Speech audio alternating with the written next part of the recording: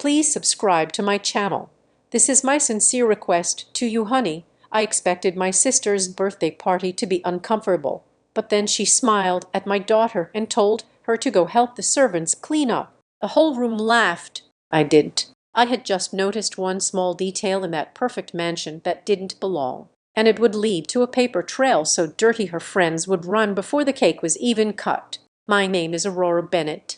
I am 34 years old. And if there is one thing my job at Stonebridge Credit and Lending has taught me, it is that numbers do not lie, but people do. I spend 40 hours a week staring at loan applications, credit scores, and debt-to-income ratios. I know exactly what stability looks like on paper, and I know exactly what desperation looks like when it is wrapped in a fancy suit.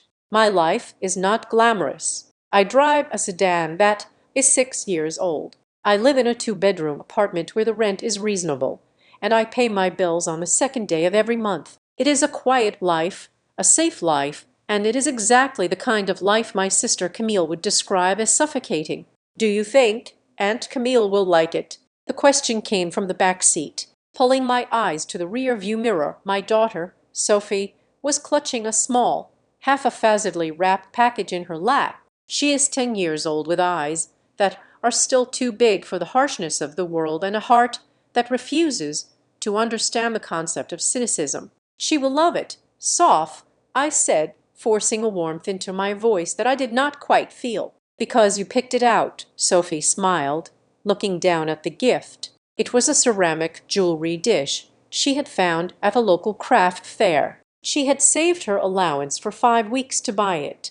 $15 to Sophie. That was a fortune. To the people we were about to see, $15 was what they ticked the valet for, not scratching their portions. It is the color of her eyes, Sophie said softly, smoothing the wrinkled wrapping paper. I remember she said she liked teal. I tightened my grip on the steering wheel. My sister did like teal, but only if it came in a box from Tiffany's or was woven into silk from Italy. Sophie believed that thought and sentiment were the currency of love. She did not know that in my family, or at least the branch my sister was desperately trying to graft herself onto, the only currency that mattered was the kind you could flaunt on Instagram.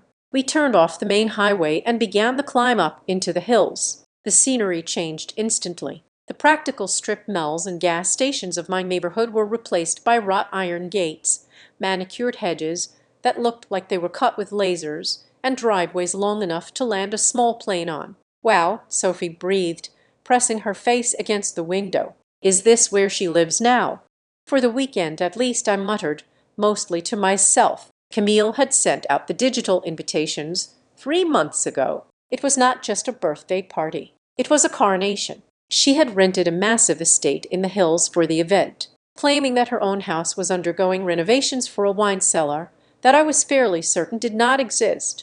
I pulled my silver sedan up to the entrance. It was clean, polished, and mechanically sound. Yet, as I idled behind the matte black wagon, I felt that familiar prickly heat of inadequacy rising on the back of my neck. A valet in a crisp white jacket opened my door. He hesitated for a fraction of a second, a micro-expression of judgment, before putting on his professional mask. "Welcome, ma'am," he said. I handed him the keys and a $10 bill. I saw him glance at the cash, then at the car, then back at me. I kept my chin up. I earned every cent of that $10. "Come on, Sophie," I said, taking her hand. We walked up the stone steps toward the massive double doors. The house was breathtaking. I had to admit that it was a sprawling modern structure of glass and steel perched on the edge of a cliff with a panoramic view of the city below. But as we stepped inside, something felt strange. It was too perfect. I have been in nice homes before.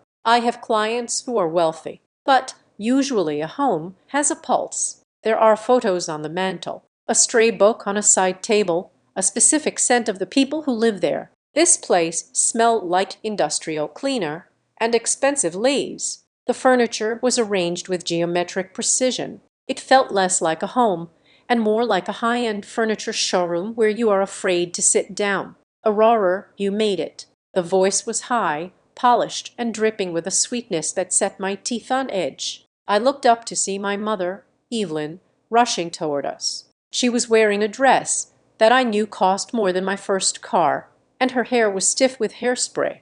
"Hi, Mom," I said, leaning in for a careful hug so I would not crush her silk wrap. She pulled back and looked me up and down. Her eyes lingered on my dress, a sensible navy blue shift dress I wore for client meetings, and I saw the disappointment flicker before she covered it up. "You look sensible," she said, which was her code for boring. Then she looked down at Sophie. "And look at my granddaughter. That is a very colorful dress." "Sophie." Sophie beamed, oblivious to the slight. "I picked it because it looks like a sunset. It certainly is bright," my mother said, patting Sophie's head as if she were a golden retriever. "Go on in, darling.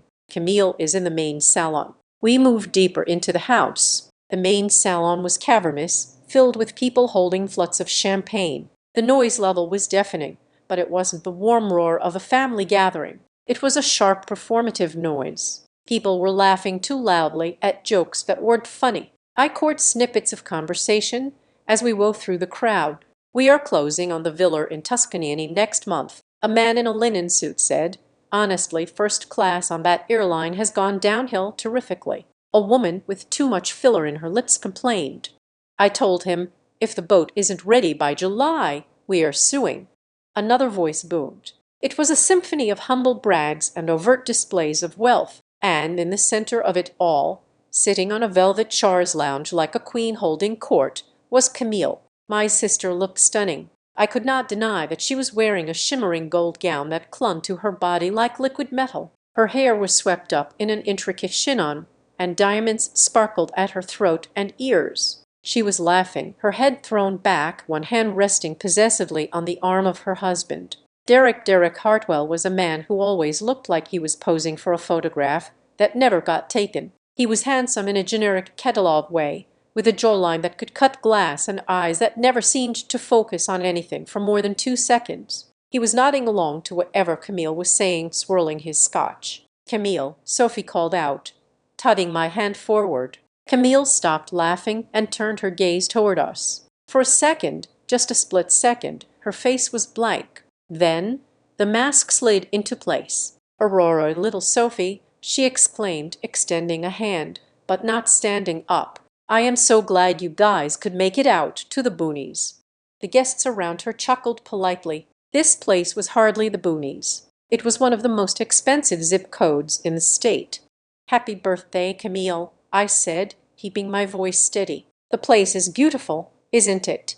Camille swept her arm around the room. "Derek and I just fell in love with the architecture. We needed something spacious for the party. Obviously, our place is just a construction zone right now with the new pool going in." "It is lovely," I repeated.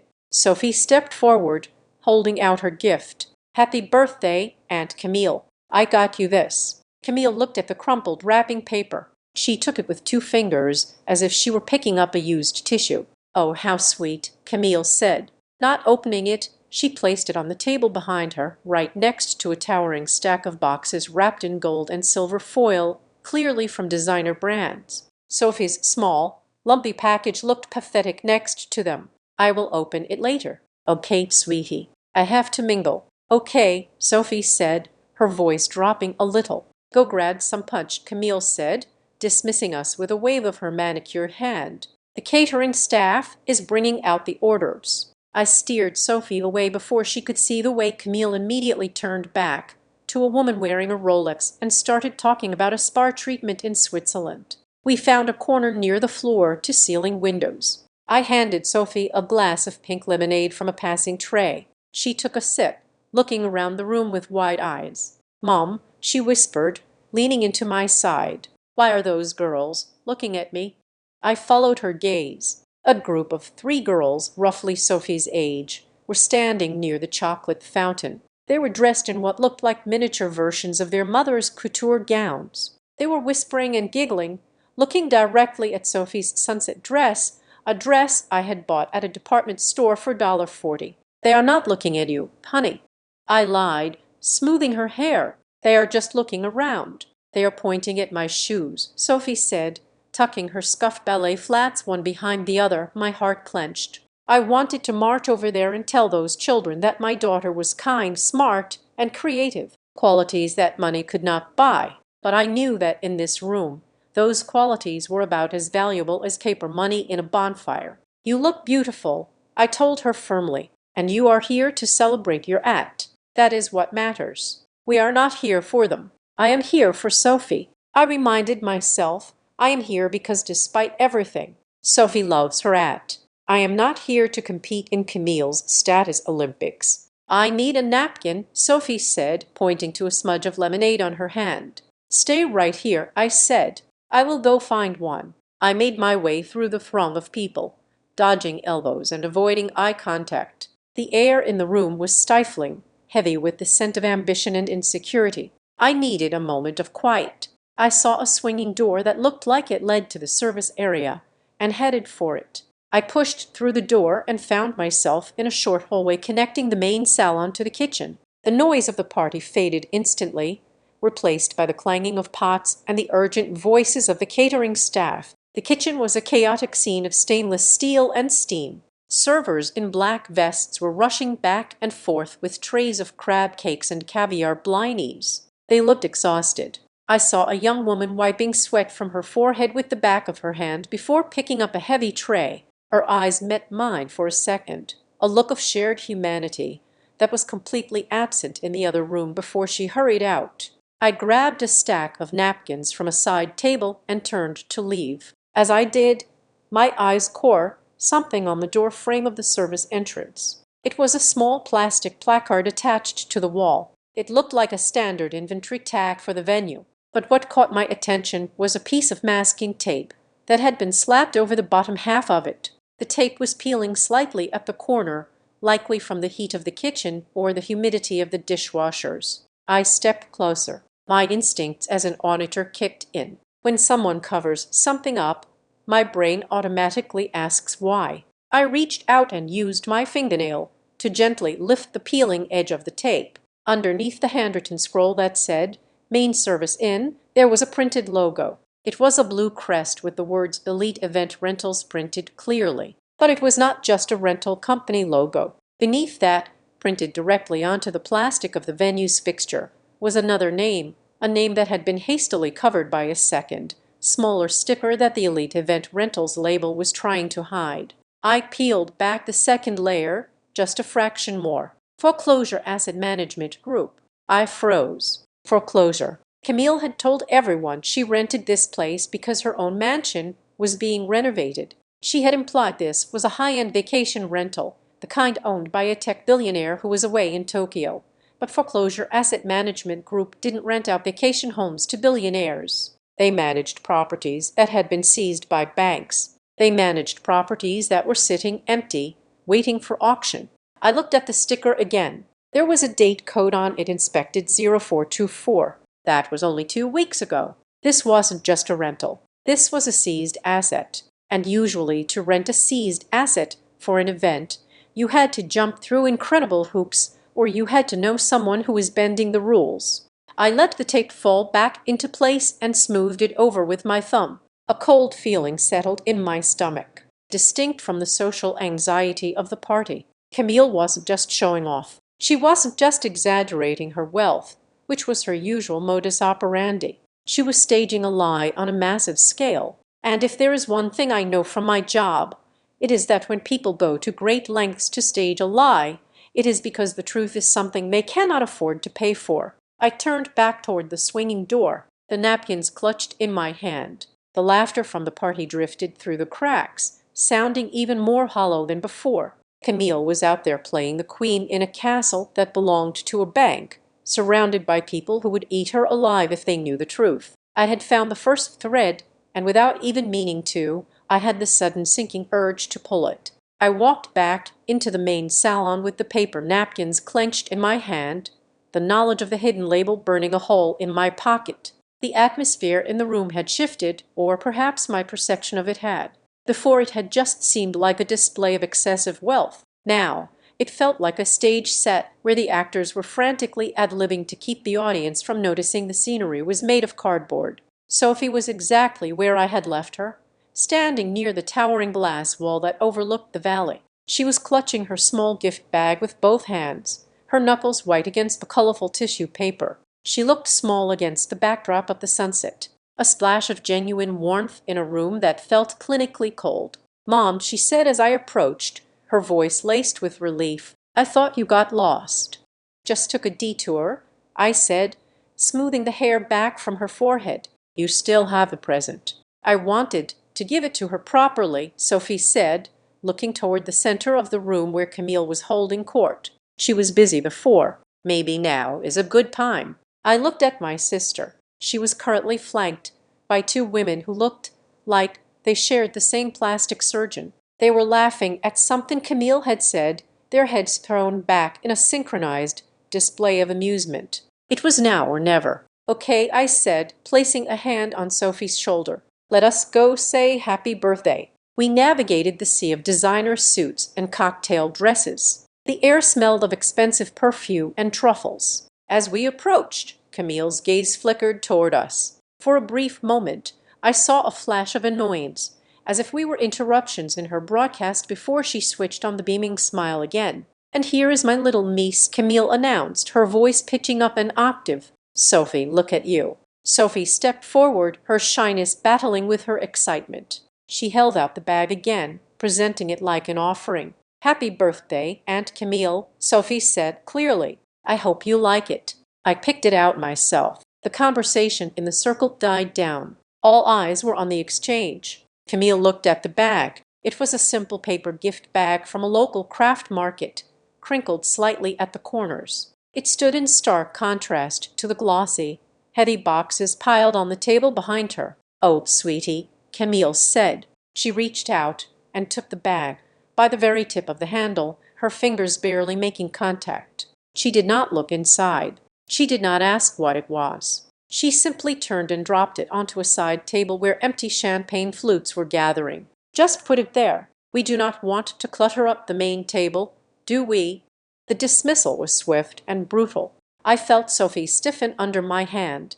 I saw her throat work as she swallowed the lump that must have formed there. She had rehearsed a little speech about the color of the dish and how it matched Camille's eyes. Now that speech was dying in her throat. "Okay," Sophie whispered. "So polite." One of the women next to Camille cooed. She was wearing a red dress that looked like it cost more than my annual rent. She leaned in toward Camille, keeping her voice low but not low enough. "You are so generous, Camille, always making space for family." The pause before the word family was heavy with implication. It meant poor family. It meant charity case. "Well, you know me," Camille sighed, taking a sip of her drink. "I believe in keeping the circle open. We cannot choose who we are related to, right?" The group laughed again. It was a sharp, jagged sound. I stepped in, placing myself physically between Sophie and the women. "Sophie has excellent taste," I said, my voice level but hard. "She spent weeks finding that for you." Camille blinked as if surprised I was allowed to speak. "I am sure it is adorable, Aurora. I just said I would open it later." "Do not be so sensitive." "God, you were always like this growing up." "So serious." Before I could respond, my mother appeared at my elbow. Evelyn Hartwell was in her element, holding a glass of wine and beaming at the guests. She looked from Camille to me, and the beam dimmed by about 50%. "Is everyone having a good time?" Mom asked, oblivious to the tension or perhaps choosing to ignore it. She turned to the woman in the red dress. "Have you heard about Camille's latest project? She's consulting for high-end interior design firms now, just doing it for fun." "Really? She has such an eye." I knew for a fact that Camille's consulting consisted of pinning images on Pinterest and criticizing her friends' living rooms. "She is amazing," the woman agreed. "And what do you do, dear?" She turned her gaze to me. "Aurora is in banking." Mom interjected quickly. Before I could open my mouth, she said it with a wave of her hand, as if she were brushing away a fly. "She works at a branch downtown. Very steady, very practical." "I am a senior risk analyst for Stonebridge Credit and Lending," I corrected, looking the woman in the eye. "I specialize in fraud detection and asset recovery." The woman's smile faltered for a second. "Oh, how intense." "It pays the bills," I said. "Well, not everyone can have the artistic temperament," Camille said, draping an arm around Mom's shoulders. "Aurora loves her spreadsheets. I just feel like life is too short to worry about numbers. You know you have to live in the moment. Speaking of the moment, the second friend said, checking the diamond-encrusted watch. When is the food coming out? I am starving. It should be circulating, Camille said, a frown creasing her perfect forehead. She scanned the room, her eyes narrowing. The help is so slow today. You simply cannot find good staff anymore. I told the agency I wanted their premium team, and this is what I get. I followed her gaze. A waiter was weaving through the crowd with a heavy tray of appetizers. He looked young, maybe 20 years old, and sweat was beating on his upper lip. His hands were shaking slightly. It was not the shake of incompetence. It was the shake of fatigue. I watched him move. He was not just working. He was running a marathon. There were clearly not enough servers for a party of this size. He offered a tray to a group of men near us, and as he turned, he nearly bumped into a female colleague who was collecting empty glasses. They paused near me just for a second, thinking they were shielded by the noise of the party. "I need a break," the young man muttered, wiping his face with his sleeve. "My legs are killing me." "Suck it up," the woman whispered back, her voice harsh with stress. The manager said, "We do not stop until the hot food is out. Besides, if we leave the floor, she might dock us." "She cannot do that," the boy said. They changed the payment schedule for the third time. "Marco," the woman hissed, "we are already working on a promise. Just keep your head down and get paid." They separated and melted back into the crowd. I stood frozen, changed the payment schedule for the third time, working on a promise in the world of business.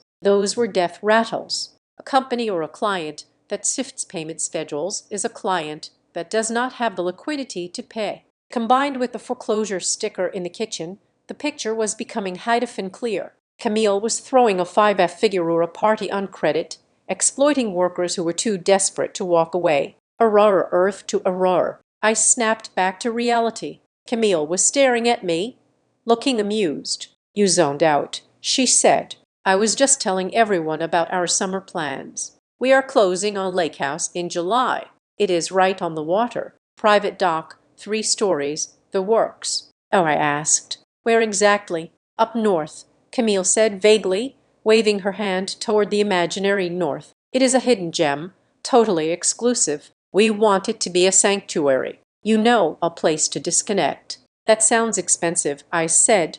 "Money is energy," Camille said, reciting a line I had definitely seen on a motivational Instagram post earlier that week. "You have to spend it to attract it. We are manifesting abundance." "Manifesting?" I repeated. "Is that what the bank calls it?" Camille's eyes hardened. "Do not be jealous, Aurora. It gives you wrinkles." Mom laughed nervously. "Oh, stop it, you two. Aurora is just cautious. She worries about everything. Camille is the dreamer. We need both types in the world, I suppose." But her tone made it clear which type she preferred. She looked at Camille with a mixture of awe and adoration, like a fan looking at a movie star. She looked at me like I was the accountant who did her taxes necessary, but boring. Sophie tugged on my hand. I looked down. Her face was pale and her eyes were darting around the room. She looked like she was shrinking, trying to make herself take up as little space as possible.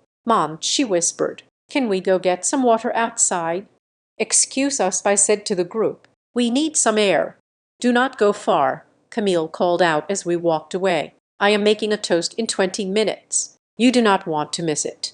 I guided Sophie through the crowd, ignoring the glances and the whispers. We found a set of French doors that led out onto a stone terrace. The air outside was cool and fresh, a welcome relief from the stifling atmosphere inside.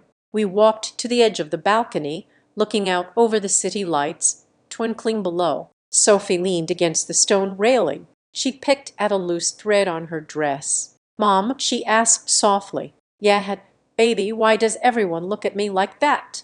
My heart broke a little. "Like what?" "Like I am in the way," she said. "Like I did something wrong just by being here." And Aunt Camille, she did not even look at the dish. She just put it with the trash. I knelt down so I was eye level with her. I took her small hands in mine. They were cold. "Listen to me, Sophie. Look at me." She raised her eyes, swimming with unshed tears. You did absolutely nothing wrong, I said firmly. You are kind and you are generous and you brought a thoughtful gift. That makes you the best person in that room. Then why are they so mean? She asked. Because, I said, choosing my words carefully. Some people feel very small inside, and the only way they know how to feel big is to make other people feel small. They build a tower of money and things to stand on, hoping no one notices that the foundation is empty. Is Aunt Camille empty? Sophie asked. The question hung in the air. I think Aunt Camille is very scared, I said. She is scared that if she stops pretending, people will stop liking her, but that has nothing to do with you. You are enough just as you are. You do not need a lake house or a fancy dress to be important.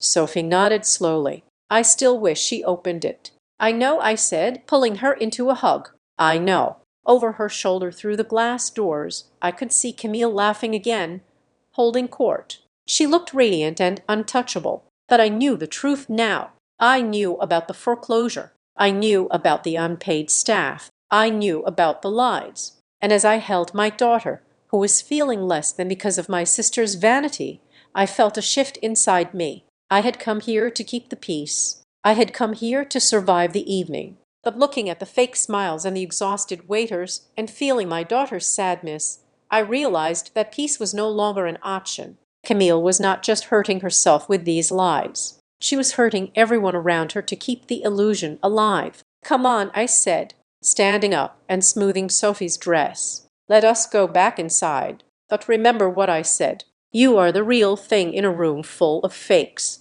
Never forget that. Sophie took a deep breath and nodded. Okay, Mom. We turned back toward the doors. I was ready for the toast. In fact, I was looking forward to it, because the higher Camille climbed on her pedestal of lies, the harder the fall was going to be. And I was starting to think that maybe, just maybe, I needed to be the one to give it a little push. The sound of a silver spoon striking crystal cut through the low hum of conversation like a snipered shot. Clink, clink, clink. The noise was sharp, imperative, and demanding of absolute attention. The room fell silent in waves, starting from the center and rippling outward until the only sound remaining was the distant hum of the industrial refrigerator from the kitchen and the soft clinking of ice and glasses. Camille stood in the center of the main salon, elevated slightly by the step up to the fireplace hearth. She looked every inch the mistress of the manor, bathed in the warm artificial glow of the chandeliers. She held her champagne flute high, her other hand resting theatrically on her chest, right over her heart, or perhaps more accurately, over the diamond pendant that rested there. Thank you, she began, her voice breathless and trembling with an emotion I knew she had manufactured in the mirror 10 minutes prior. Thank you all so much for being here. Truly, my heart is just so full. A low murmur of adoration swept through the crowd. I stood near the periphery with Sophie, my hand resting protectively on her shoulder. I felt the muscles in my jaw tighten. I watched my sister scan the room, her eyes glossy and bright. To everyone else, she looked overwhelmed by love. To me, she looked like a predator surveying a particularly bountiful hunting ground. You know, Camille continued, stepping down from the hearth and beginning to prowl slowly through the circle of guests. When Derek and I decided to host this little gathering, we wanted it to be about connection, about bringing together the people who matter most. We have all been so blessed this year, so incredibly blessed. She paused to let the word blessed hang in the air, heavy and rich. But with blessings comes responsibility, she said, nodding solemnly to the woman in the red dress. We have to remain grounded. We have to remember where we came from and keep our feet on the earth, even when our heads are in the clouds. I almost laughed. The irony was so thick it was choking me. Here she was standing in a house she did not own, paid for by a company that did not exist, talking about being grounded while her husband likely hid in the bathroom to avoid debt collectors.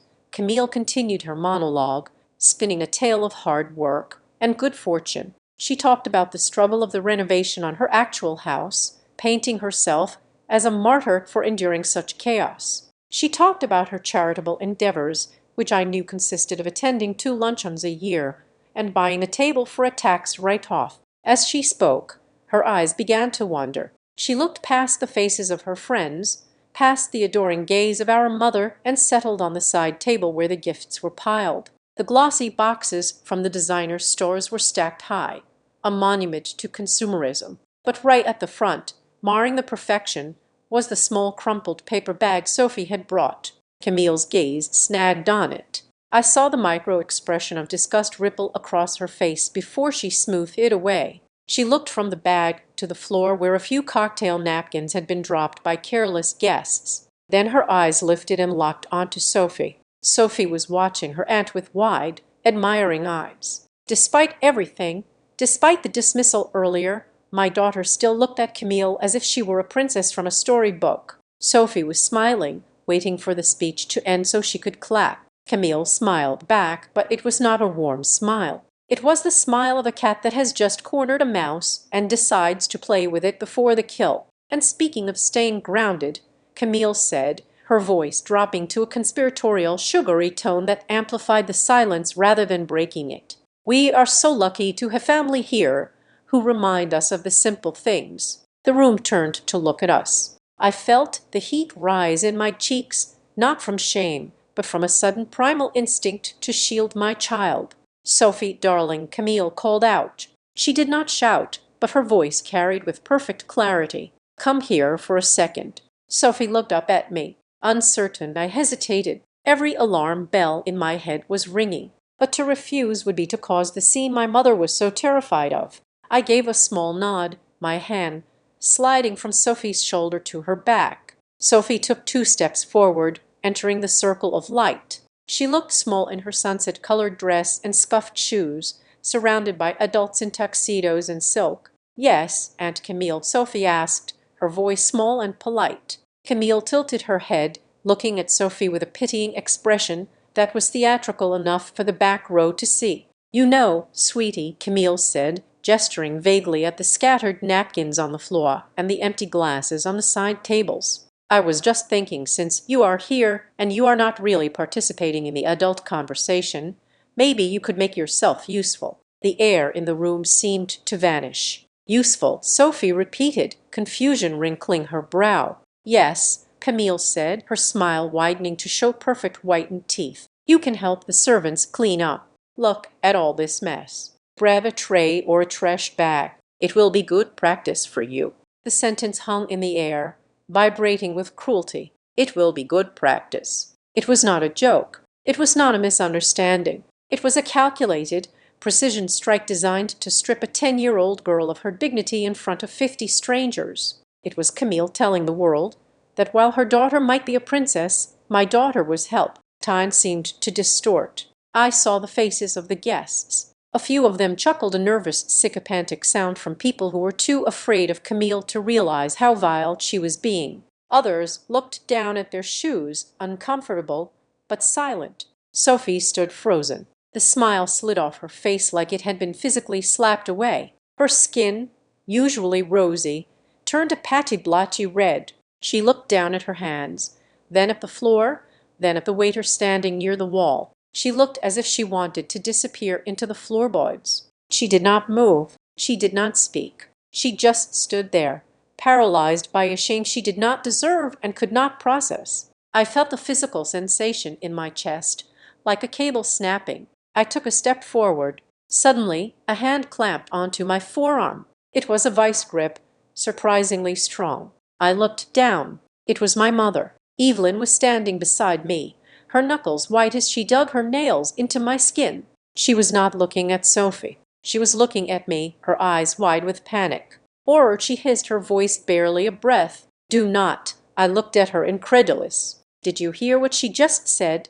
"She's just joking," Mom whispered, her voice trembling. "Do not make a scene. Do not ruin this for her. Everyone is watching." "She is humiliating your granddaughter," I said, my voice low and dangerous. "She is stressed," Mom pleaded, tightening her grip. "Just let it go. Laugh it off, please, Aurora. For the family. For the family." That phrase. The shackle that had bound me to silence for 3 decades. The excuse for every slight, every insult. Every time Camille had taken something of mine and claimed it was hers, I looked at Sophie. She was trembling now. A single tear had escaped, and was tracking through the powder on her cheek. She looked utterly alone in the center of the room. I looked at my mother's hand on my arm, and I ripped my arm away. The force of it made my mother stumble back a step. I did not look at her again. I walked into the circle. I did not run and I did not stomp. I walked with the steady, rhythmic pace of a woman walking to the gallows to cut down the innocent. I reached Sophie. I ignored Camille. I ignored the guests. I knelt down on the hard marble floor, so I was directly in front of my daughter. "Sophie," I said. My voice was calm, but it sounded strange to my own ears, hollow and metallic. She looked at me. Her eyes were swimming with tears, her lower lip quivering as she tried to hold them back. She was fighting so hard to be brave, to be the polite girl I had raised her to be. "Mom," she whispered, her voice breaking. "Do I have to?" "No," I said. "No, you do not." "I can do it," she stammered, looking at the waiter. "I know how to clean." "Sophie, look at me." She locked eyes with me. "You are a guest," I said loud enough for the people in the front row to hear. "You are not an employee, and you are certainly not here to be someone's entertainment." I stood up. I took Sophie's hand in mine. Her palm was sweaty and cold. I pulled her gently to my side, creating a united front. Then I turned to Camille. She was still standing there, holding her champagne glass, but the smile had faltered slightly. She looked annoyed that her little play had been interrupted by reality. "Oh, relax, Aurora." Camille scoffed, rolling her eyes. "God, you have zero sense of humor." I was just teasing her. She needs to learn to take a joke. The room was deadly silent now.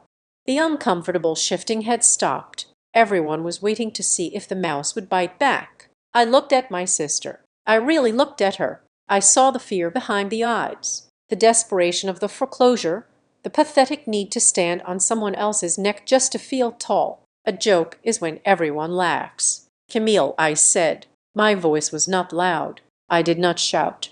I used the same tone I used when I had to tell a client their assets were being frozen, cool, professional, and absolute. When a child is standing there crying because she feels ashamed, that is not a joke. That is bullying. Camille's face hardened. Her eyes narrowed into slits. The mask dropped completely. "I am teaching her a lesson," Camille spat out, her voice sharpening. "Someone has to cuddle her. I am teaching her how the real world works." "And what lesson is that exactly?" I asked. Camille took a step forward, invading my personal space. She smelled of expensive Chardonnay and malice. She lowered her voice, but in the silence of the room it carried like a shout. "I am teaching her to know her place," Camille said. The words hung there. Know her place. It was archaic. It was classist. It was the ugliest thing she could have possibly said. I heard a gasp from someone in the crowd. Even the sick offense knew she had crossed a line. My mother let out a small sob from the sidelines. I felt a surge of rage so hot it almost blinded me. I wanted to scream. I wanted to tell everyone right then and there about the foreclosure tag in the kitchen. I wanted to tell them about the unpaid caterers. I wanted to tell them that the dress Camille was wearing was probably bought on a credit card that was maxed out. I wanted to burn her world down. But I looked at Sophie. She was terrified. She did not need a screaming match. She needed a mother who was in control. She needed to leave. If I exploded now, I would just be the crazy sister causing a scene at the birthday party. I would give Camille exactly what she wanted, the role of the victim. I took a deep breath. I'd bottled the rage. I compressed it, condensed it, and stored it away in the cold, dark place where I kept my most dangerous assets. "Come on, Sophie," I said. "We are leaving. You walk out that door. Do not expect to come back," Camille hissed. I paused. I looked at her one last time. "Do not worry," I said. "We will not." I turned my back on her. I walked Sophie through the crowd. The guests parted for us like the Red Sea. I saw faces of pity, faces of shock, and faces of judgment. I ignored them all. I kept my eyes on the heavy oak doors at the front of the hall. We walked past my mother. She was standing with her hand over her mouth, tears in her eyes. She looked at me, pleading silently. I looked right through her. She had made her choice when she held my arm. We stepped out into the cool night air. The valet was standing there looking bored. He straightened up when he saw us. Leaving so soon? Ma'am, he asked. Yes, I said. Please get my car. He ran to retrieve the sedan. I stood there with Sophie on the steps of the fake mansion, shivering slightly in the evening breeze. Sophie leaned her head against my hip. I am sorry, Mom, she whispered. Do not ever apologize for her. I said fiercely. Do you hear me? Never. The car pulled off. I tipped the valet again, got Sophie into the back seat, and climbed into the driver's side. As I started the engine and put the car in gear, I looked back at the house through the massive windows. I could see the party resuming. I saw Camille laughing, raising her glass again, spinning the narrative, erasing us from the scene. She thought she had won. She thought she had put us in our place. I gripped the steering wheel until my knuckles turned white. Her place, I whispered to the empty dashboard.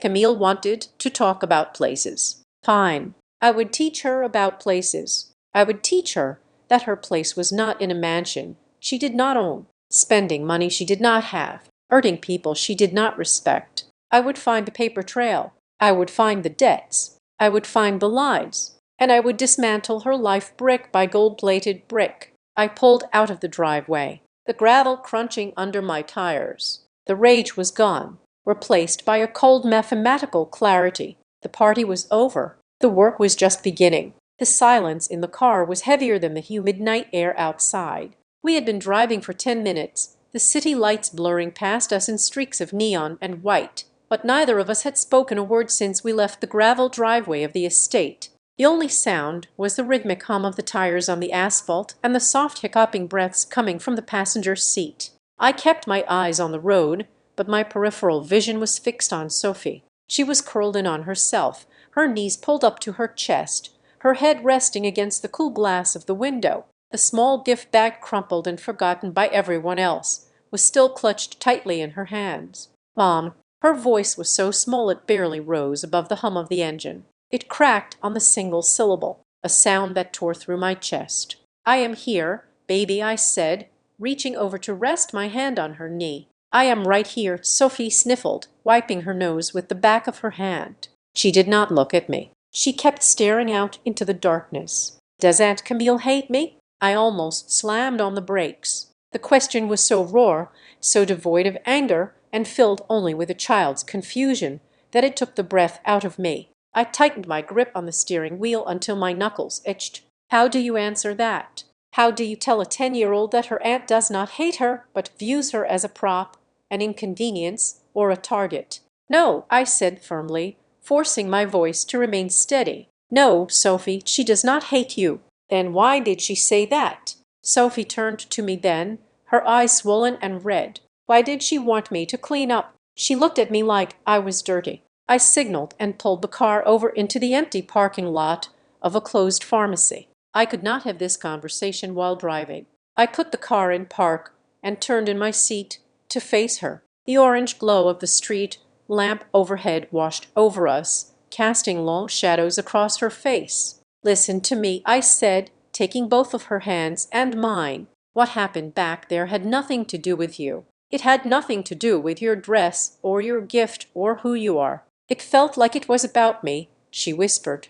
I know it did, I said. But Camille, Aunt Camille is not a happy person. Sophie frowned, but she was laughing. She has a big house. She has all those friends. She has things. I corrected. She has stuff, but people who are truly happy, people who feel good about themselves. They do not need to make other people feel small. Imagine someone climbing a very tall ladder, I said, trying to find an image she could understand. If they are terrified of falling, if they think the ladder is shaking, sometimes they try to push the person below them down just to make themselves feel higher up. They think if they are standing on someone else, they cannot fall. Sophie absorbed this, her brow furrowed. So she is scared. I think she is terrified, I said honestly. She was trying to look powerful in front of her friends. And the easiest way for a weak person to look strong is to pick on someone who is kind, because she knows you would not fight back. Sophie looked down at the gift bag in her lap. Her fingers traced the rim of the ceramic dish inside. I imagined it differently, she confessed softly. What did you imagine?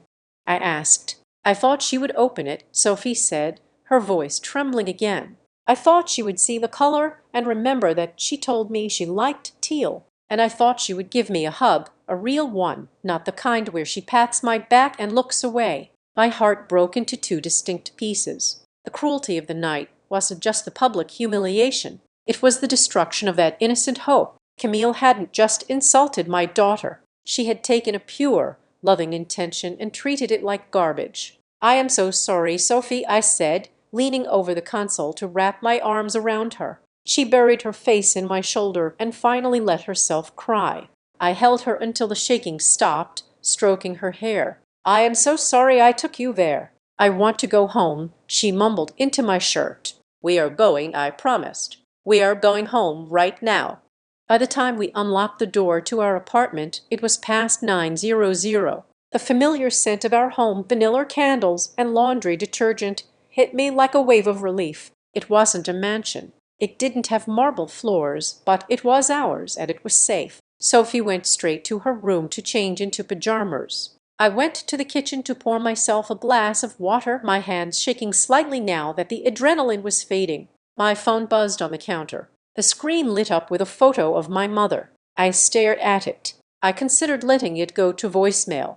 I knew exactly what she was going to say, but if I didn't answer, she would call 10 more times and then she would show up at my door. I slid the icon to answer and put the phone to my ear. "Hello, Mom?" Aurora Bennett. My mother's voice came through sharp and breathless. "I cannot believe you. I simply cannot believe you." "I am fine. Thanks for asking," I said dryly, leaning against the counter. "Sophie is fine too, despite being humiliated in front of 50 people. You are being so dramatic," Mom snapped. "Camille was making a joke. A joke, Aurora, and you had to turn it into a scene. You had to storm out like you were in a soap opera. Do you have any idea how embarrassed poor Derek looked?" "I do not care about Derek," I said, "and I do not care about Camille's guests. She told my daughter to help the servants. She treated her like hired help. She was giving Sophie a chance to be involved," Mom argued. Sophie looked so awkward standing there. Camille was trying to include her by telling her to take out the trash. I asked, my voice rising. "You are so sensitive." Mom sighed, the anger shifting to her familiar weary disappointment. "You have always been this way. You look for insults where there are none. You have a chip on your shoulder because Camille has done well for herself. This is not about jealousy, Mom." "Then fix it," she demanded. "Call your sister. Apologize for running off. Tell her you were just tired or having a bad day. Keep the peace, Aurora. We are a family. We do not walk out on each other." "I am not apologizing," I said calmly, "and I am not calling her. If you do not fix this," Mom said, her voice dropping to a warning tone, "you are going to find yourself very lonely at Christmas." "Good night, Mom," I said, and ended the call. I tossed the phone onto the counter. The silence that followed was not peaceful. It was vibrating with frustration. Keep the peace, that was the mantra. Let Camille do whatever she wanted, treat us however she pleased, and we were supposed to swallow it to keep the peace. The phone buzzed again. This time it was a text message. "Camille, I hope you're happy. You made Mom cry.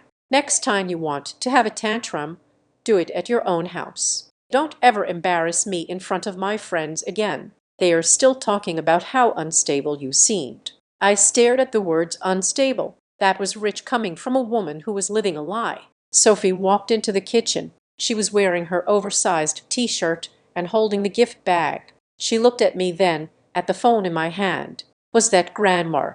she asked. "Yes," I said. "Is she mad?" "She is confused." I lied. "She just wants everyone to be happy." Sophie placed the gift bag on the counter. "What should I do with this? I do not want to give it to her anymore." I looked at the bag. I thought about the $1.15 Sophie had saved. I thought about the time she had spent wrapping it. "Then we keep it," I said. "It is a beautiful dish. We will put it on the entry table. We can put our keys in it. Every time we see it, we will remember that we are the kind of people who give thoughtful gifts, even if other people are not the kind who know how to receive them." Sophie nodded slowly. "Okay, that sounds good.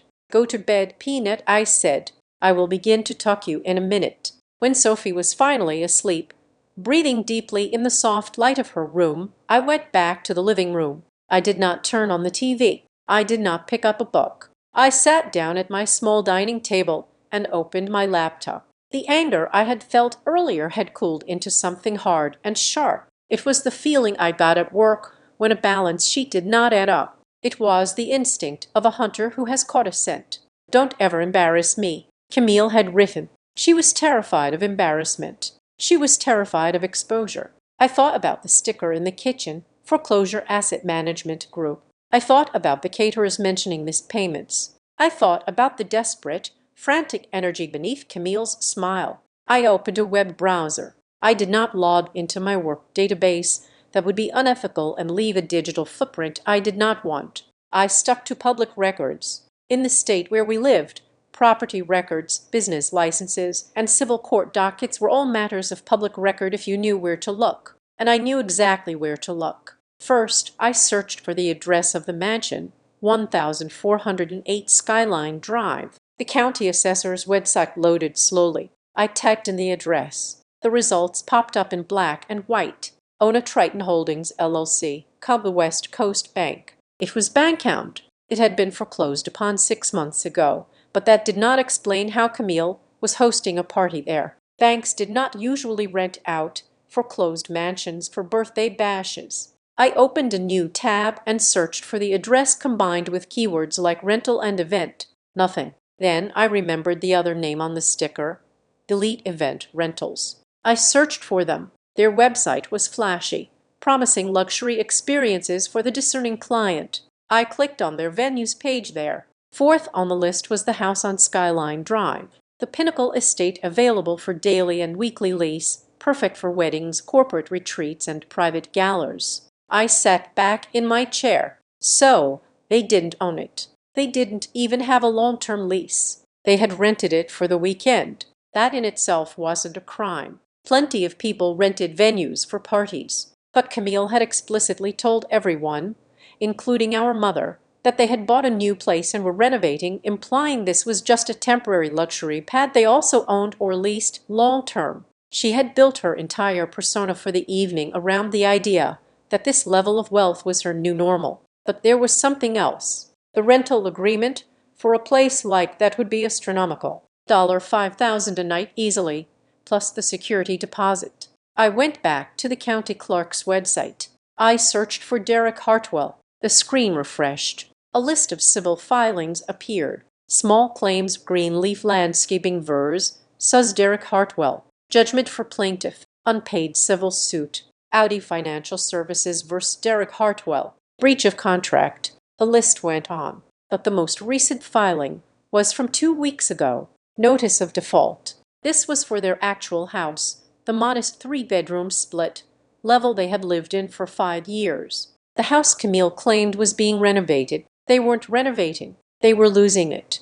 I felt a cold chill run down my spine. It wasn't satisfaction. It was a deep, horrifying realization of the scope of the disaster. Camille wasn't just living beyond her means. She was drowning. She was throwing a party that likely cost $20,000, while her actual house was being taken by the bank. She was standing on a trap door that was already opening, and she was dragging everyone she could grab onto down with her. And then I saw it in the search results for the rental company, Elite Event Rentals. There was a standard contract template available for download.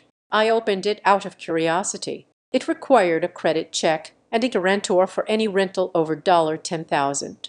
Derek's credit was shot. The court records proved that Camille had never held a job for more than 6 months. So, who signed as the guarantor? Who had enough clean credit and assets to secure a rental like that? My stomach dropped. My mother, Elin Hartwell, a retired teacher with a paid-off house and a pristine credit score, a woman who would do anything to keep the peace and help her successful daughter. I closed the laptop. The room felt suddenly very cold. This wasn't just about a birthday party anymore. This wasn't just about my sister being the bully. Camille was running a con, and she had positioned our mother as the safety net that would catch her when she fell. I looked at the darkened hallway where Sophie was sleeping. I had told her that Camille was scared of falling. I was right.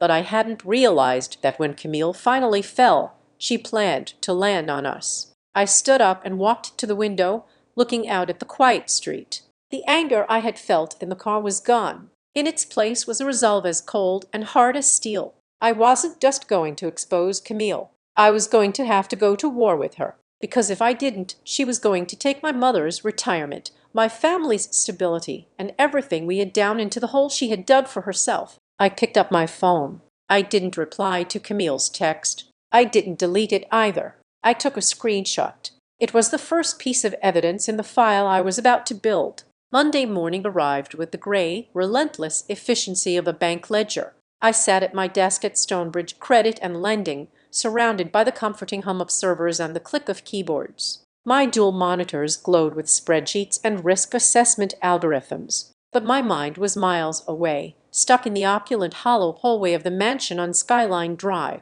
I had spent Sunday decompressing with Sophie, making pancakes and watching cartoons, trying to scrub the memory of Camille's voice from her head. But while my mothering mode was soft and protective, my professional brain was running cold calculations in the background. I needed to know the scope of the lie. I picked up my phone and dialed a number I had not called in 2 years. Jessica was an old college friend who had pivoted from finance to high-end event planning. If anyone knew the economics of a party like Camille's, it was her. Aurora, Jessica's voice was bright. It has been ages. Please tell me you are calling to say you are finally taking a vacation. I wish I said, keeping my tone casual. I actually have a quick industry question for you. A curiosity thing. Shoot. I went to a party this weekend at a place on Skyline Drive, the Pinnacle Estate, I think it was called. Do you know it? Oh, absolutely, Jessica said, her tone shifting to professional reverence.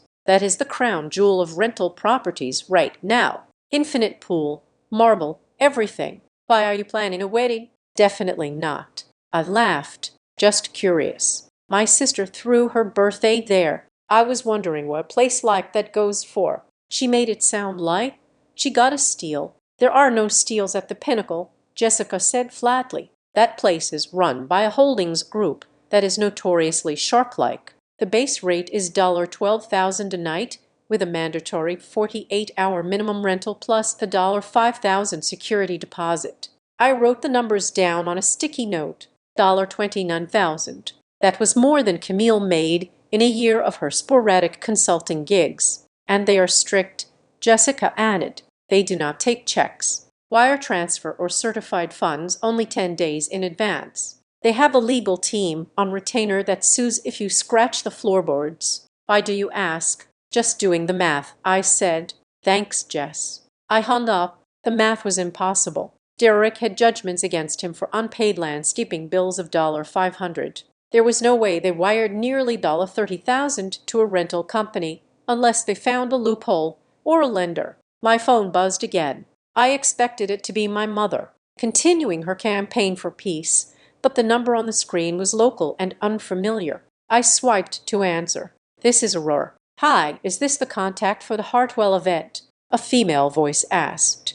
She sounded young and harried. This is Sarah from Gourmet Bites Catering. I am really sorry to bother you, but the contact number on the contract is going straight to voicemail, and your number was listed on the emergency contact sheet for the vendors. I frowned. I had not authorized anyone to put me down as an emergency contact. Camille must have pulled my number from her phone and scribbled it down just to fill a blank space on a form. I am the sister of the host, I said carefully. What is the issue? Well, Sarah hesitated, clearly uncomfortable. We are trying to process the final balance for the staffing and the bar tab. The credit card on file was declined twice. My stomach tightened. Declined? Yes, ma'am. It came back with a code for insufficient funds. And since Mr. Hartwell is not answering and we have staff who worked overtime. Look, we just need to get this settled. The owner is talking about filing a police report for theft of services if we do not hear back by noon. Theft of services. The image of the young waiter wiping sweat from his brow flashed in my mind. Camille had stood there in her bold dress, mocking my daughter, telling her to help the servants, all while knowing she had no intention or ability to pay those very people. She wasn't just arrogant. She was a predator. She was stealing the labor of working-class people to fuel her ego. "I am not the financial contact," I said, my voice steady despite the anger boiling in my veins. "But I suggest you document everything. Send an email to every address you have. Do not just call." "Okay." Sarah sounded defeated. "Thanks anyway." I ended the call and stared at my screen. The catering bill was likely another $5 or $6,000. The rental was 30. The flowers, the valet, the dress. We were looking at $50,000 weekend. I opened a new browser window. It was time to stop guessing and start verifying. I went to the Secretary of State's business search portal. It was a public database accessible to anyone with an internet connection. I typed in the name of the LLC I had seen on the sticker in the Kitchen Elite Event Rentals. The company popped up, legitimate, active. Then I searched for the company that owned the house, Triton Holdings, also legitimate. Then I tried a different angle. I searched for court records in our county involving Derek Hartwell. Again, I needed to see if there were new filings. The list was long, as I had discovered the night before, but I dug deeper this time. I looked at the parties involved section of the lawsuits. In 3 of the debt collection cases against Derek, there was a co-defendant listed as a guarantor or co-signer. The name of the co-signer was an LLC called Hartwell Future Ventures. I went back to the business portal and searched for Hartwell Future Ventures. The registered agent was Derek Hartwell. The business address was a P.O. box in a strip mall 3 towns over, but it was the manager listed on the filing that made my breath catch in my throat. It wasn't Camille. It wasn't Derek. It was Evelyn Bennett, my mother. I stared at the screen, the white pixels blurring slightly. My mother was listed as the managing member of an LLC that was being sued for debt. I knew my mother's finances. I helped her set up her retirement accounts. I balanced her checkbook when my father passed away. She was terrified of debt. She paid her credit card bill the day it arrived in the mail. There was absolutely no way she would knowingly start a venture capital LLC with her deadbeat son-in-law. I navigated to the Documents tab of the business filing. In our state, the articles of organization were public. I downloaded the PDF. I scrolled to the bottom of the document. There on the signature line was a digital signature. Evelyn Bennett, DocuID ID 4492 AF. Timestamp 11/12/2024 10:42 p.m. I looked at the timestamp. November 12th, that was 6 months ago. At 10:42 at night, my mother would have been asleep or reading a paperback in bed. She did not even know how to use DocuID. She still printed out emails to read them. I felt a cold realization wash over me. This wasn't just irresponsibility. This was identity theft.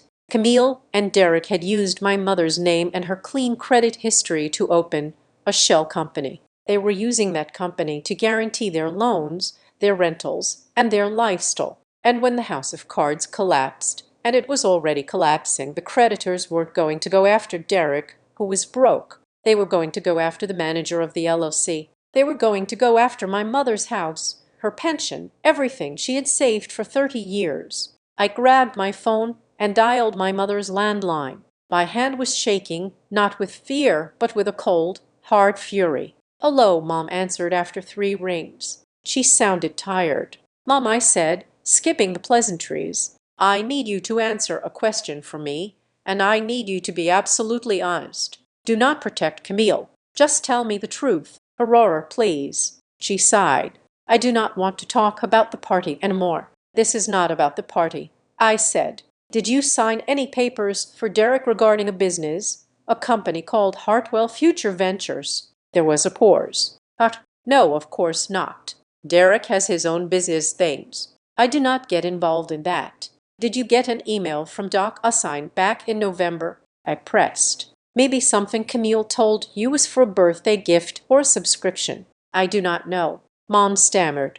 "Camille handles my email sometimes. She helps me clear out the spam. She said something about updating my security settings a few months ago. Why are you asking me this? You are scaring me." "Mom," I said, my voice dropping to a whisper, "Camille opened a company in your name. She made you the owner. And that company is currently guaranteeing the debts for the party, for their lifestyle, for everything. That is ridiculous, Mom said, her voice rising in denial. Camille would never do that. She is my daughter. She loves me. She loves your credit score, I said bluntly. I am looking at the document right now. Mom, it has your electronic signature on it. Did you give her the password to your email? Well, yes, Mom admitted weakly. She said she needed it to set up the family photo sharing album. I closed my eyes. The oldest trick in the book. Gain access to the email. Trigger the digital signature request. Sign it yourself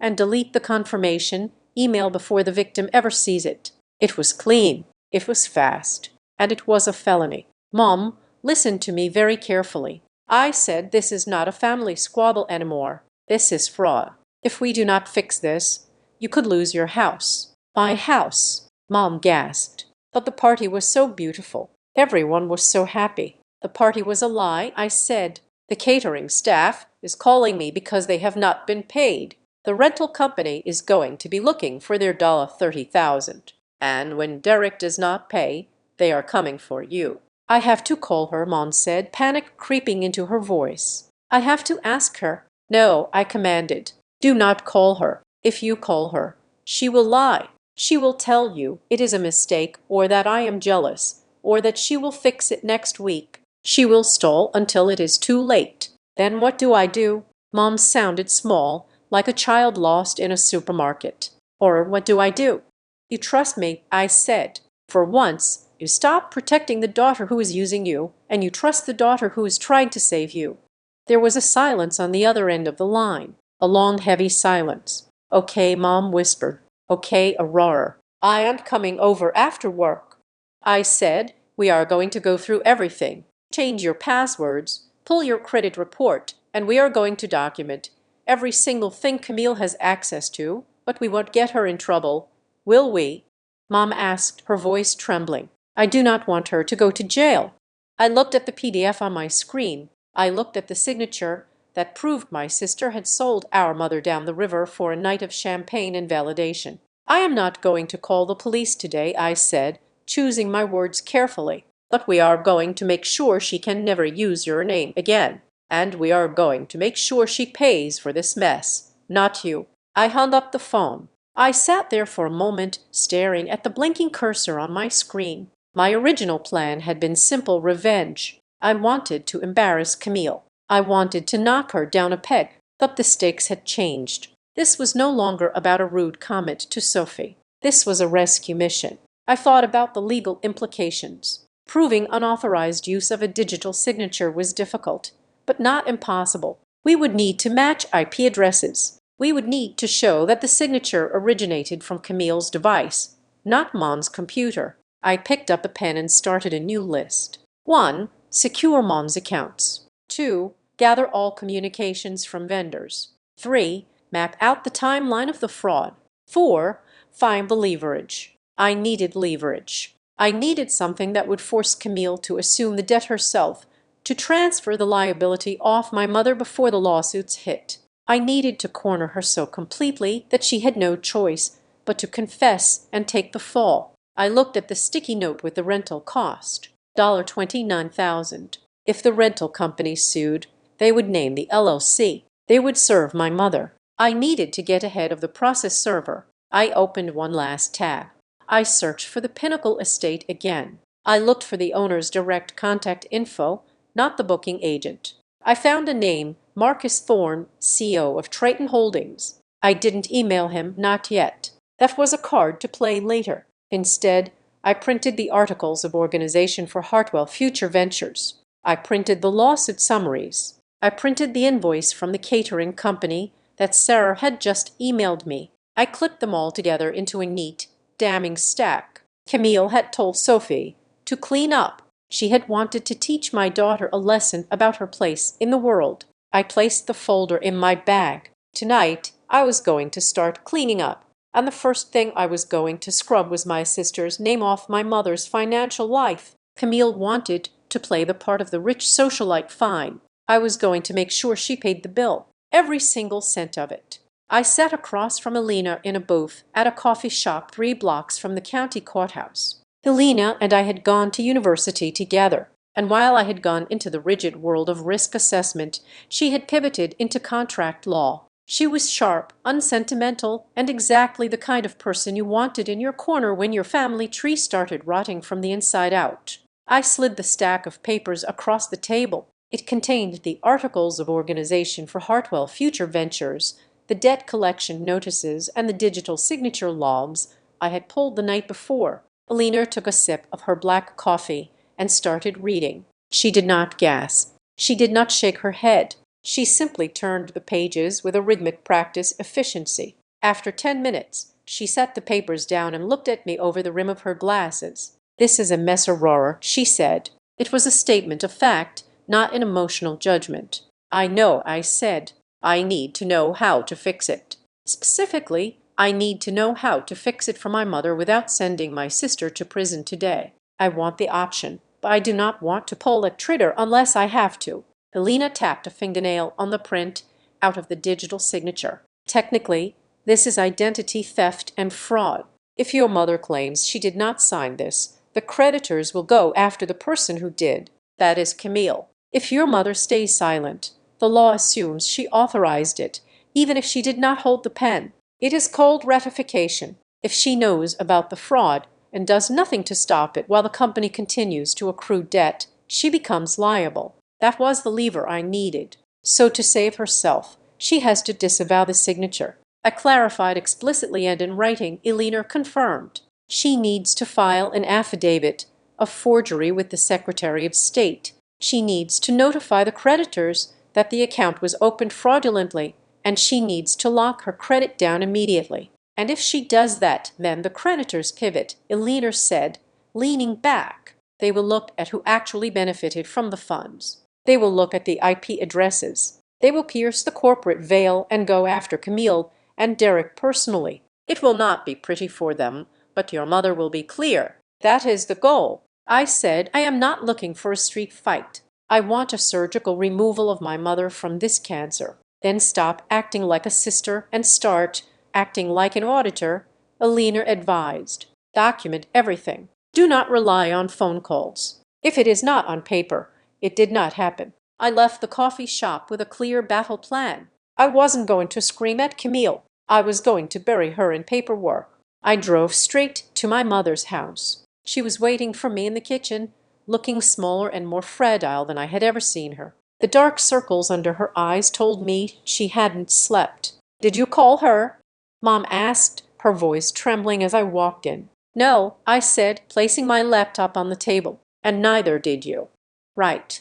I wanted to," Mom admitted, twisting a tea towel in her hands. "I just want to ask her why, Aurora. Maybe there is a reasonable explanation." "There is no reasonable explanation for stealing your identity, Mom," I said gently but firmly. "Now sit down. We have work to do." For the next 2 hours, I turned my mother's kitchen into a command center. We logged into the 3 major credit bureaus. I watched my mother's face pale as we saw the inquiries. There were credit checks for luxury car lease, a high-end furniture rental, and a business line of credit, all within the last 4 months. "I did not authorize any of these," Mom whispered, staring at the screen. "I know," I said. "We are freezing it all." I walked her through the process. We placed a fraud alert on her file. We froze her credit report so no new accounts could be opened. Then we went into her email. "I need to see your trash folder," I said. "I empty it every week." Mom said, "Let us check the recovery folder." I said it took me 10 minutes of digging, but I found it. A notification from Doc Usain dated November 12th. It had been moved to the trash and then deleted from the trash, but the server had a 30-day retention policy for permanent deletion. I opened the log, viewed by IP address 192.168.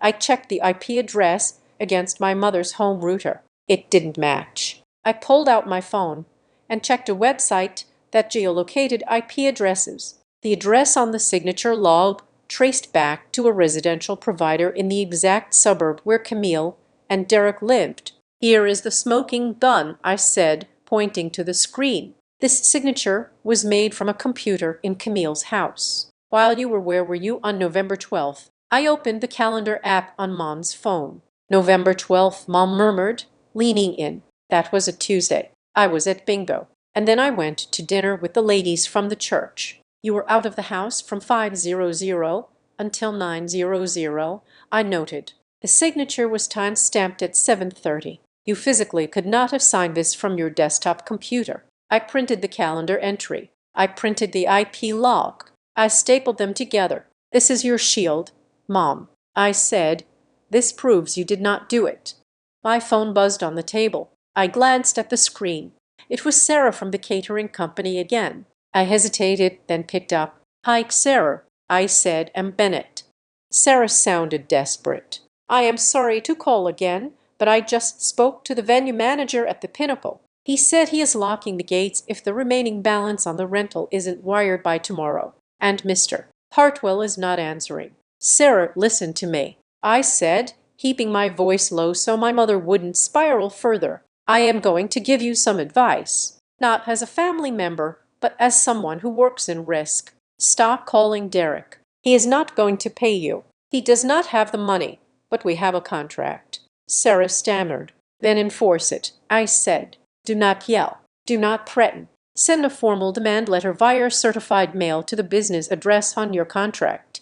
Copy the registered agent. State the amount owed and the date of breach. Create a paper trail that a judge can read. But that takes so long. She said, it is the only way you are going to get paid. I said, and Sarah, make sure you address it to the LLC and name Derek Hartwell as the primary contact. Do not let them tell you it is a personal expense. Keep it corporate. I hung up. I was guiding the missiles, ensuring they hit the right target. If the vendors sued the LLC and Mom could prove fraud, the liability would slide right off her and land squarely on Derek and Camille. Then the phone rang again. This time, the name on the screen made the air in the kitchen drop 10. Camille. Mom froze. She looked at the phone like it was a bomb. Do not answer it, I ordered. But I will take it, I said. I picked up the phone and swiped the green icon. I put it on speaker so Mom could hear, but I signaled for her to stay silent.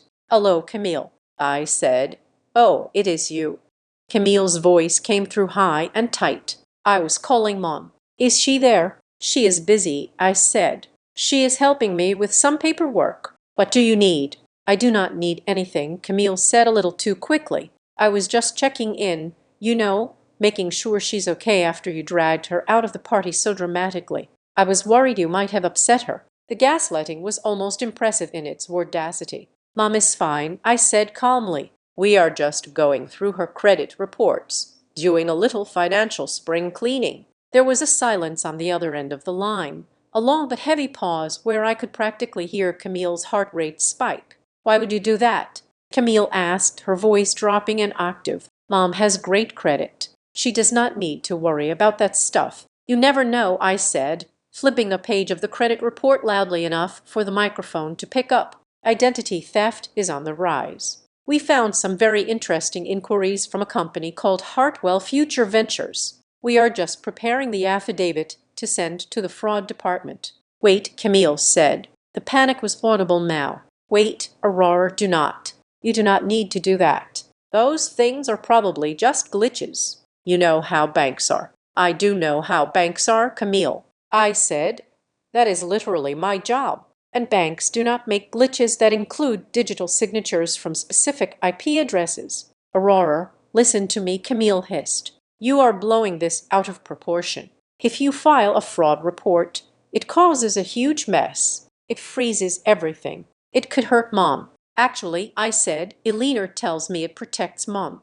It hurts the person who committed the fraud. But since Mom didn't do it, she has nothing to worry about. Unless you know something we don't. I am just saying. Camille's voice turned wheedling. Maybe we should talk about this in person. Just family. No lawyers. No banks. I can explain everything. There is nothing to explain, I said. I only listen to what is filed in court records, Camille. And right now, the records are telling a very interesting story. You are such a Camille snapped, the mask slipping completely. You are jealous because I have a life and you are just a miserable teller. Risk analyst, I corrected automatically. Goodbye, Camille. I hung up. I looked at Mom. She was staring at the phone, tears streaming down her face. She knew, Mom. She knew exactly what you were talking about. She didn't ask what the company was. She didn't ask about the debt. She just told me not to report it. Yes, I said. She lied to me. Mom said, her voice breaking. She stood right here in this kitchen, ate my food, hugged me, and then went home and stole my name. She did, I said. I moved to the chair next to her and took her hand. And she did it because she knew you would let her. She knew that if you court her, you would be too afraid of ruining the family to stop her. Mom looked down at her hands. I just wanted to help her. She always seemed so desperate for approval. I thought if I supported her, there is a difference between support and being a hostage. Mom, I said, loving her does not mean letting her drown you. If you let her keep this debt in your name, you'll lose this house. You lose your independence. And then what are you going to move in with Camille and Derek? Into a house they are being evicted from. Mom shuddered at the thought. No, she said. No, I cannot do that. Then we have to finish this. I said. We have to file the papers. We have to send the letters. Mom took a deep breath. She wiped her eyes. She looked at the stack of evidence. Since I had compiled the timeline, the IP addresses, the calendar. Okay, she said. Her voice was weak, but it was there. Tell me where to sign. My real signature. I spent the rest of the afternoon drafting the letters. I kept them clinical to whom it may concern. The account listed below was opened without the knowledge or consent of Evelyn Bennett. Please find attached the affidavit of forgery and the police report reference number. We did not file the police report yet. That was the final nuclear option, but I drafted the narrative for it, so it was ready to go. By the time I packed up my bag, the sun was setting. I felt exhausted, but my mind was clear. I wasn't going to storm into Camille's next party and throw a drink in her face. That was what people did in movies. In the real world, revenge was a certified letter delivered by a process server. Revenge was a credit freeze that declined a transaction at a crucial moment. Revenge was the slow, crushing weight of bureaucracy closing in on a liar. I hugged my mother at the door. You did the right thing, I told her. It does not feel good, she said. Surgery never feels good, I said. But it saves your life. I walked to my car. I checked my phone. I had 3 missed calls from a number I recognized as Derek's cell. I didn't call back. Let them sweat. Let them wonder how much I knew. Let them scramble to find a new lie to cover the old one. I had the timeline. I had the IP address. I had the timeline of the Pinnacle estate rental agreement which matched the date Mom was at the dentist. I had found that receipt in her purse later in the afternoon. I pulled out of the driveway. As I turned onto the main road, I felt a strange sense of calm. Camille had told Sophie to learn her place. I tapped the steering wheel. I was currently filing the paperwork to define exactly what that place was. And it wasn't a mansion on a hill. It was a defendant's chair in a civil courtroom. The backlash did not take long to arrive. In fact, it hit with the speed and ferocity of a tropical storm. By Tuesday afternoon, the narrative had already been rewritten. I was no longer the sister who had defended her daughter from a cruel insult. I was the jealous, bitter spinster who had caused a scene because she could not handle seeing her younger sister succeed. My phone was flooded with messages from aunts and cousins I had not spoken to in years. They ranged from family is everything, just apologize, to more direct accusations that I was trying to ruin Camille's moment out of spite. Camille was working the phones. She was crying to anyone who would listen, painting a picture of a mental breakdown I had supposedly suffered at the party. She told them I was hysterical. She told them I was envious of her new home. She told them I had screamed at our mother. I ignored them all. I did not engage. I knew that in a war against a narcissist, defending yourself against the lies only validated them. You had to ignore the noise and aim for the signal. But then Camille crossed a line that took the breath out of my lungs. It was Wednesday morning. I was at my desk at Stonebridge Credit and Lending finalizing a quarterly risk report when my internal chat pinged. Please report to the Director of Compliance's office immediately. My stomach dropped. In banking, a summon to compliance is never a social call. It is the equivalent of being read your rights. I walked down the hallway, my heels clicking on the linoleum, trying to keep my breathing even. I knew I had done nothing wrong. I knew I had been careful, but fear is irrational, and the thought of losing my license, my livelihood, because of my sister's vendetta made my hands shake. I entered the office. Mr. Henderson, the director of compliance, was sitting behind his desk. Next to him was a representative from HR. "Sit down, MS." "Bennett," Henderson said. His voice was devoid of warmth. I sat. "We received a formal complaint this morning regarding your conduct," Henderson began, sliding a printed email across the desk. "The complainant alleges that you have used your position at Stonebridge to access private financial records of family members without authorization, specifically those of Camille and Derek Hartwell, and that you are using this confidential information to blackmail them." I looked at the email. It was from Camille. It was long, rambling, and filled with keywords designed to trigger an immediate internal audit, breach of privacy, unethical data mining, targeted harassment. She had actually done it. She was trying to get me fired. She was willing to destroy my career to stop me from exposing her fraud.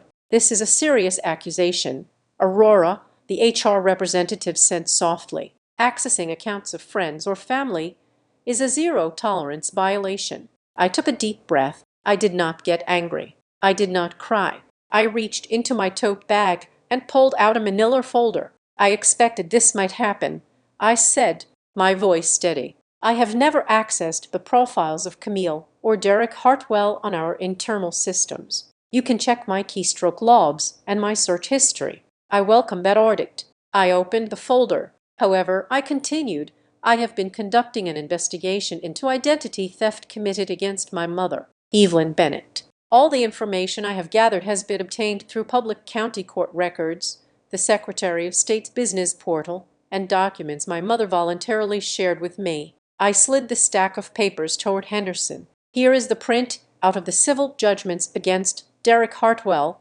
obtained from the county clerk's public website. Here are the articles of organization for the shell company they opened, obtained from the Secretary of State. And here is a signed affidavit from my mother granting me power of attorney to assist her in securing her compromised accounts." Henderson picked up the papers. He adjusted his glasses. He read through the court dockets, the foreclosure notice I had printed from the bank's public listing, and the fraud alert confirmation. The silence in the room stretched for 2 long minutes. Finally, Henderson looked up. The cold suspicion in his eyes had been replaced by a look of grim understanding. "These are public records," he muttered. "Yes, sir," I said. "I know the rules. I value my license too much to break them. My sister is currently under significant financial pressure due to pending litigation and debts. She is attempting to discredit me because I'm helping our mother separate her finances from my sister's failing ventures."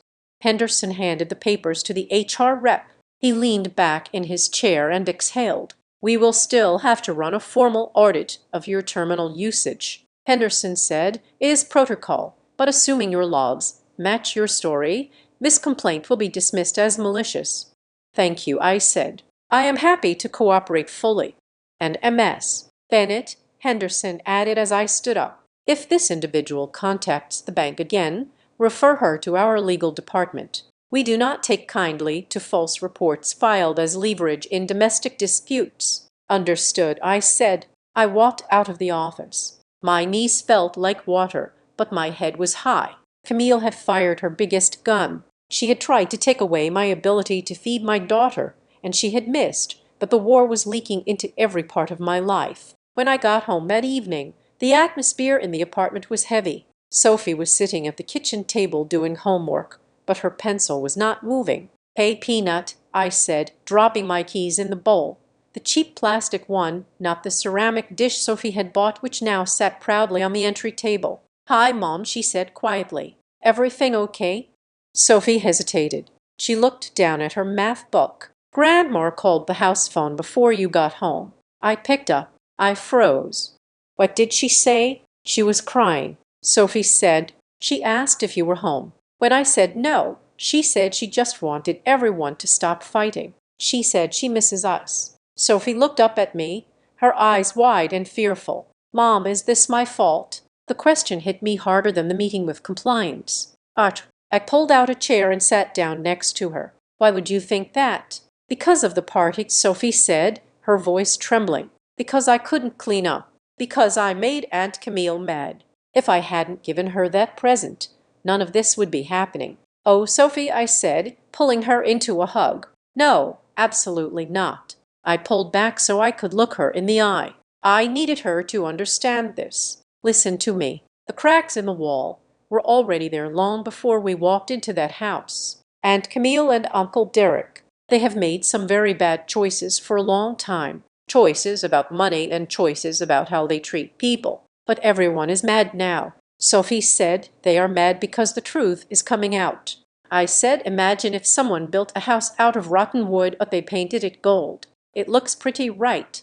But eventually the wood breaks. When it breaks, it is not the fault of the person who touched it. It is the fault of the person who used rotten wood. So I didn't break the family. You are the best part of this family, I said fiercely. Adults choose their behavior. Aunt Camille chose to be mean. Grandma chose to be afraid. And I am choosing to protect us. You are just a kid. Your only job is to do your math homework and be your awesome self. Sophie nodded, a little of the tension leaving her shoulders. Okay, I am going to make spaghetti, I said, kissing her forehead. Focus on those fractions. As I was boiling the water, my phone buzzed. It was an email from Elena. Subject: New development, vendor lawsuit. I opened it. Elena had been monitoring the court filings for any new activity involving Derek or the LLC. Hurrah, take a look at this. Filed this afternoon. A floral design company is suing for breach of contract. $11,000. But look at Exhibit C. I opened the attachment. It was a PDF of the lawsuit. I scrolled down to Exhibit C. It was a chain of emails between Derek Hartwell and the owner of the floral company. The florist was asking for a deposit. Derek was stalling. From Derek Hartwell to Petals Vines Designs, subject repayment inquiry. Don't worry about the liquidity. We are just moving some funds around between accounts. You know how it is. Besides, my sister-in-law is Aurora Bennett. She is a senior risk analyst at Stonebridge. Our family is in banking. We are good for it. I can have her vouch for us if you are really that worried. I stared at the screen. The water on the stove boiled over, hissing as it hit the burner. But I didn't move. They hadn't just used my mother's credit. They had used my name. They had used my professional reputation, the one I had built over 12 years of late nights and perfect audits, as a collateral pledge to scam a florist. Our family is in banking. As if I were a partner in their crimes. As if my job at a reputable institution somehow sanctified their grift. This explained why the vendors had been so patient. This explained why they had extended credit 3-4 times. They thought they were dealing with a banking dynasty, not a couple of con artists. I turned off the stove. I wasn't hungry. I called my mother. Oh no, she sounded exhausted. Mom put the phone on speaker. I said, "Is anyone else there? Your Aunt Linda is here." Mom said she came over to talk to me about the situation. Though I said I want Aunt Linda to hear this too. Or really, I think we have had enough drama. Aunt Linda's voice drifted in, patronizing and sharp. You need to stop persecuting your sister. She is distraught. Aunt Linda, I said, my voice cutting like a razor. Derek put my name in writing to a vendor to secure credit. He had no intention of paying. He told a business owner that because I work at Stonebridge, their money was safe. There was a silence on the line. Even Aunt Linda, who worshipped the ground Camille walked on, knew that using a relative's professional credentials to secure a loan without their consent was indefensible. He did what Linda asked. He used me as a shield. I said, just like they used Mom as a guarantor. They are not just bad with money, Linda. They are using us. They are selling our names to buy flowers and champagne. I heard a rustling sound. Then my mother's voice closer to the phone this time. He used your name? Mom asked. Your job. Yes, Mom. I have the email. It is part of a lawsuit filed today. He knows how hard you worked for that license. Mom whispered. He does not care. I said Camille does not care. They tried to get me fired this morning. Mom, Camille sent a complaint to my boss saying I was stealing her data. She tried to have me terminated. I heard a gasp. She tried to get you fired. Mom repeated. The disbelief in her voice was turning into something else, something harder. Yes, because I am the only one telling the truth. But to pay Sophie's tuition. Mom stammered. You mean that job? Exactly. There was a long pause. I could hear Aunt Linda starting to say something. Probably another excuse, another plea for peace. Well, maybe she was just panicked. Evelyn, you know how stress cannot shouted. It was spoken with a flat finality that I had not heard from my mother in 20 years. Evelyn, Linda asked. I said enough, Linda. Mom said her voice was shaking, but it was the shaking of a dormant volcano. Waking up. She stole my identity. She tried to destroy Aurora's career. She humiliated Sophie. But she is your daughter. Linda argued. So is Aurora, Mom said. And Aurora is the only one who isn't lying to me. I felt a lump form in my throat. I sat down at the kitchen table, gripping the phone. Mom, I said softly, I am going to the bank tomorrow. Or, Mom said, I want to sign whatever papers you have. I want my name off everything. I do not care if they lose the house. I do not care if they lose the cars. I am done paying for it. Okay, Mom. I said I will pick you up at 9. Linda, you can leave now, Mom said. The phone clicked off. I sat there in the silence of my kitchen. The relief was overwhelming. For the first time in my life, my mother had chosen the truth over the image. She had chosen the daughter who was there over the daughter who was a mirage.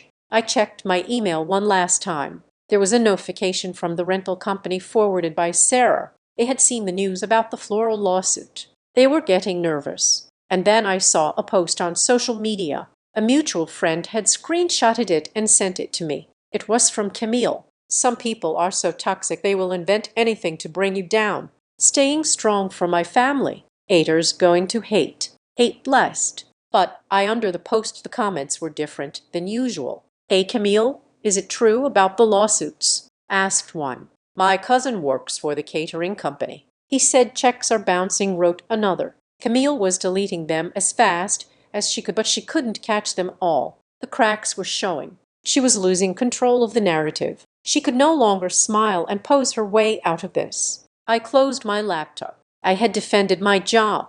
I had reassured my daughter. And I had finally won my mother to my side. The counterattack was over. Now it was time to close the trap. The storm I had been predicting finally made landfall on a Thursday evening. I was at my mother's house, sitting at the kitchen table with a stack of files that had grown steadily over the last 48 hours. The house was quiet, filled with the scent of the herbal tea I had brewed for Mom to help calm her nerves. She was sitting opposite me, her glasses perched on the end of her nose, reading through a credit dispute letter I had drafted. Her hand shook slightly every time she had to sign her name, her real signature, not the digital forgery my sister had created. Then we heard tires screech in the driveway. It was not the sound of a car parking. It was the sound of a vehicle being abandoned. A car door slammed. Then the front door flew open without a knock. Camille stood in the entryway. She looked like a funhouse mirror version of the woman who had held court at the mansion just 5 days ago. Her hair, usually lacquered into submission, was pulled back in a messy knot. She was wearing designer sweatpants and a t-shirt, but her face was devoid of makeup, revealing the blotchy red skin of someone who had been crying or screaming for hours. She did not look at me. She went straight to Mom. Mom, she wailed, rushing across the room and throwing herself onto her knees beside Mom's chair. It was a performance worthy of a daytime soap opera. You have to stop her. You have to tell her to stop. Mom stiffened. The pen hovered over the paper. I saw the conflict wash over her face instantly. This was her baby. This was the golden child who, until this week, could do no wrong. The instinct to comfort, to soothe, to fix was fighting against the cold, hard reality of the bank statements on the table. Camille, Mom said, her voice wavering. Please get up. I cannot. Camille sobbed, clutching Mom's hand. Do you know what she's doing? She is ruining us. She is telling people we are criminals. Derek is having a panic attack in the car. He cannot even breathe. I sat perfectly still. I took a sip of my tea. I did not speak. I waited. She is saying I stole from you, Camille cried, looking up at Mom with wide, wet eyes. Me, your daughter. How can you believe her? I would never hurt you. You know that, right? Tell me you know that. Mom looked at Camille. Then she looked at me. I saw the crack in her resolve. It is a terrible thing to watch a mother realize her child is a predator, and even more terrible to watch her try to deny it. Aurora says, Mom started, her voice weak. Aurora showed me the papers. Camille, the company, the debt. That was Derek, Camille shrieked, pivoting instantly to throw her husband under the bus. He made a mistake. He told me he was handling the paperwork for the business loan, and he must have clicked the wrong box or used the wrong autofill. He is an idiot. Mom, you know that. But he didn't mean to steal. It was just a mix-up. We were going to fix it as soon as the investment money came in. It was a lie so lazy it was almost insulting. A mix-up, Mom repeated, hope flickering in her eyes. You mean he didn't mean to use my name? Of course not, Camille insisted, squeezing Mom's hands. He probably just put you down as a reference, and the stupid bank system put you as the owner. You know how technology is. It is all glitches. But Aurora is turning it into a federal case. She is trying to send Derek to jail over a typo. Mom looked at me. Aurora, could it be a mistake if Derek just clicked the wrong button? This was the danger zone. This was the moment where for 30 years I would have rolled my eyes and walked away, letting them rewrite history to keep the peace. But I thought about the foreclosure notice. I thought about the unpaid waiters. I thought about Sophie standing in the center of that room, humiliated. No, I said. My voice was not loud, but it cut through Camille's sobbing like a blade. I opened the folder in front of me. I pulled out 3 sheets of paper and slid them across the table, right into the space between Mom and Camille. This is not a typo, Camille, I said, keeping my tone clinical. This is a digital audit trail. Camille glared at me, the tears vanishing instantly, replaced by a flash of pure venom. You and your stupid spreadsheets. Look at it, Mom, I said, ignoring Camille. This shows the IP address where the signature was created. It matches Camille's home network. And this, I pointed to the second document, is the email confirmation sent to your account, which was accessed, opened, and then permanently deleted from the server within 3 minutes of the signature. I looked directly at my sister. Derek is lazy, I said, but he is not tech-savvy enough to scrub a server log. Iraq. Camille stood up. She wiped her face with the back of her hand. The victim act was failing, so she switched tactics. She went on the offensive. You are enjoying this, aren't you? She spat. You have been waiting your whole life for me to screw up. You are so jealous. You can barely breathe. You cannot stand that I have a life that is bigger than your little apartment and your boring job. I am not jealous of fraud, Camille, I said calmly, and I am definitely not jealous of the fact that you are $300,000 in debt. It is leverage, Camille shouted. It is how business works. You borrow to build, but you wouldn't understand that. You are too busy counting pennies and buying discount clothes for your kid. Do not bring Sophie into this, I warned. The temperature in the room dropped. Oh, please, Camille scoffed, rolling her eyes. That is what this is really about, isn't it? You are still butthurt because I made a joke at the party. You are blowing up my entire life because Sophie is too sensitive to handle a little teasing. Sophie is 10, I said. She is soft, Camille countered.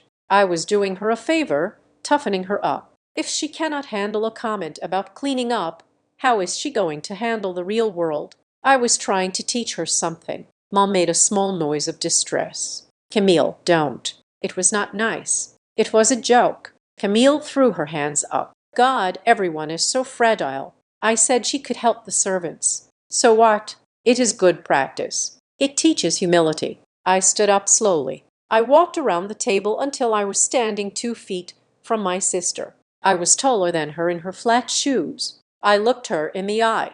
Humility, I repeated. That is an interesting word coming from a woman who is currently begging her mother to take the fall for her crimes. I am not begging, Camille hissed. I am explaining. Let me explain something to you. I said a joke is when the people listening laugh. When a child stands in front of a room full of strangers burning with shame because her aunt just called her a servant. That is not comedy. That is cruelty. That is you needing to step on someone small to feel tall. You are twisting it, Camille said. but she took a half step back. And as for toughening her up, I continued, my voice steady but hard as iron, Sophie is already tougher than you will ever be. She walked out of there with her head high. She didn't lie. She didn't blame anyone else. The second things get hard, you come running here to hide behind Mom's skirt and blame your husband. Camille's face turned a violet shade of red. Her hands balled into fists at her sides. You do not know anything about my life, she said, her voice shaking with rage. You sit there in your safe little bubble. You have no idea what kind of pressure I'm under. You have no idea what it takes to maintain this image. The words hung in the air. Maintain this image. It was the most honest thing she had said in years. And there it is, I said softly. The image. Yes, the image. Camille screamed. Derek's business relies on connections. We have to look successful to get investors. We have to live in the right neighborhood, drive the right cars, throw the right parties. If we look poor, nobody will touch us. I am doing this for our future. I am doing this so we don't end up average like you. I looked at her with a sudden profound sense of pity. It wasn't smugness. It was just sadness. She was running on a treadmill that was set to a speed she could never match, and she was willing to throw her own family into the gears just to keep it moving. Camille, I said, image does not pay the rent. Image does not pay the catering staff, and image certainly does not buy self-respect. It buys opportunities, she insisted. No, I said. It buys debt, and right now it has bought you a mountain of legal trouble that Mom is not going to pay for. I turned back to the table and picked up the pen. I handed it to Mom. Mom, I said, you have a choice. You can believe the story about the glitch. Sign nothing and let the bank take this house when Camille defaults next month. Or you can sign the affidavit, protect yourself, and force Camille to face the reality she has been running from. Mom looked at the pen. Then she looked at Camille. Camille's face was twisted in a mixture of fear and entitlement. She looked like a child who had been told playtime was over. Mom, don't. Camille whispered. If you sign that, the bank comes after me. They will freeze our accounts. They will take the cars. They are going to take them anyway. Camille, I said, the only question is whether they take Mom down with you. Mom closed her eyes. A tear tracked down her cheek. Her hand trembled, but she gripped the pen. I love you, Camille. Mom said, her voice barely a whisper. I love you so much, but I worked for 40 years for this home. Your father and I worked so hard. Mom, Camille stepped forward. No, Mom said. She opened her eyes. They were full of pain, but they were clear. Aurora is right. I cannot fix this for you. Not this time. Mom pressed the pen to the paper. The scratching sound of the ink was the loudest thing in the room. She signed her name. Then she dated it. She pushed the paper across the table to me. Take it, Mom said. Send it. Camille stared at the paper. For a second, I thought she might lunge for it.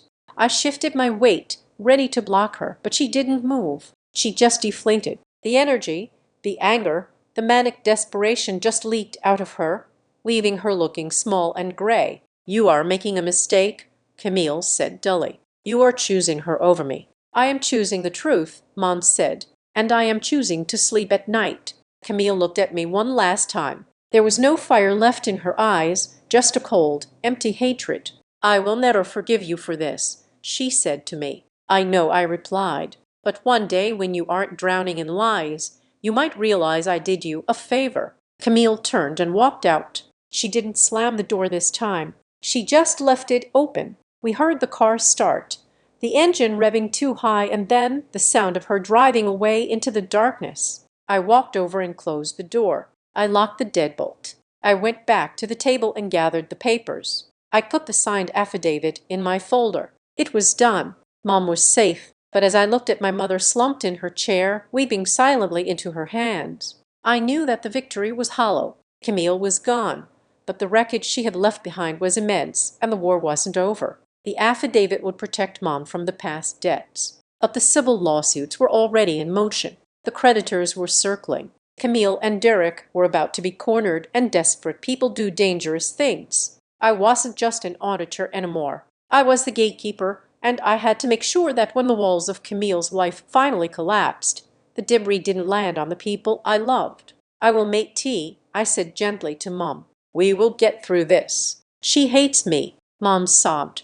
She hates herself, I said. You just stopped letting her use you as a mirror. I walked to the stove. The blue flame flickered to life. I watched it dance. The emotional heavy lifting was done. Now came the cold clinical execution of the legal strategy. Camille had said she would never forgive me. That was fine. I didn't want her forgiveness. I wanted her to learn the lesson she had tried to teach my daughter. I wanted her to know her place. And her place was about to be in a courtroom, explaining to a judge why image was not a valid form of currency. The knock on my mother's front door came at 7:00 on a Tuesday morning. It was not the rhythmic, friendly knock of a neighbor returning a borrowed cup of sugar, nor was it the hesitant tap of a delivery driver. It was three hard, authoritative raps that demanded an answer. I was already awake, sitting at the kitchen island with a mug of black coffee and my laptop open. I had stayed over the last few nights, sleeping in my old childhood bedroom, keeping a vigil over my mother like a guard dog at the gates. Mom was still in her row, buttering a piece of toast. She froze, the knife hovering in midair. Who could that be?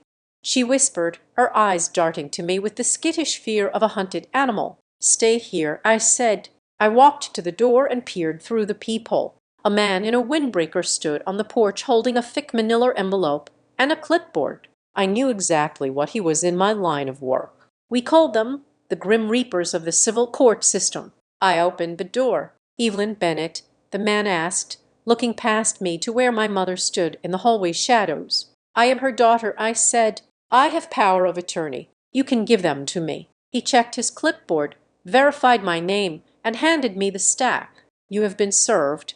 He turned and walked away without another word. I closed the door and locked it. The envelope felt heavy in my hands, not just with the weight of the paper, but with the density of the trouble inside. I walked back to the kitchen and slit the seal open. Is it the bank?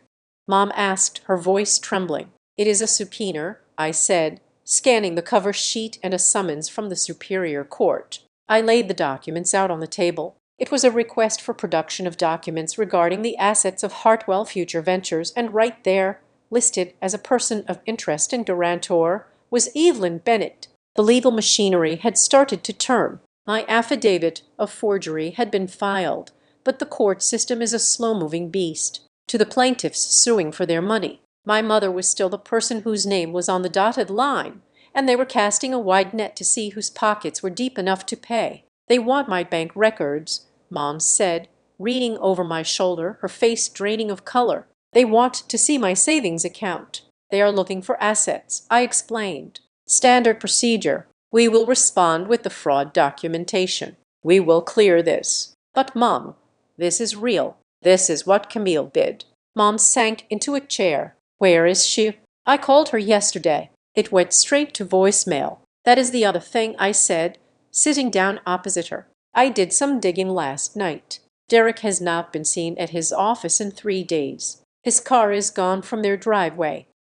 Mom gasped. Did something happen to him? He is ghosted. Mom, I said flatly. It is what cowards do when the walls close in. He left Camille to face the music alone. I didn't tell her the rest of what I had found. I didn't tell her that while Derek was missing, a new LLC had popped up in the state registry just 48 hours ago. Prestige Global Logistics. It was a generic name registered to a Pyres O box in a neighboring county. I had traced the registration fee payment. It came from a PayPal account linked to Derek's personal email. He wasn't missing. He was rebranding. I had spent the night following the digital breadcrumbs. It appeared Derek had been taking deposits for events scheduled 6 months out, weddings, corporate retreats, and using that cash to pay off the interest on his old debts. It was a classic Ponzi scheme structure, shuffling money from new victims to silence the old ones. But now the cash flow had stopped, and he was setting up a new shell to try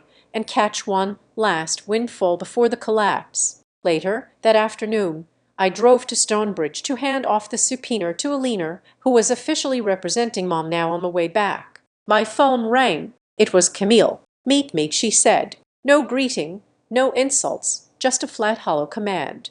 I have nothing to say to you, I replied. I am at the park near Sophie's school. she said.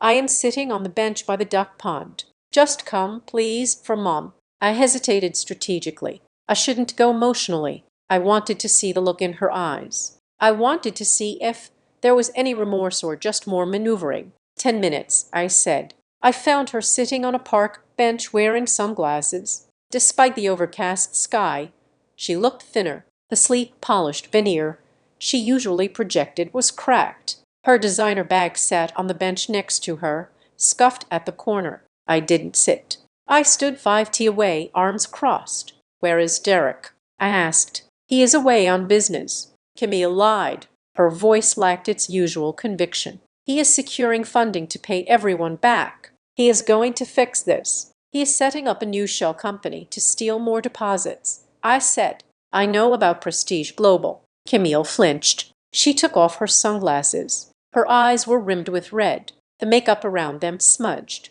You really do check everything, don't you? She whispered. It is my job. I said, what do you want, Camille?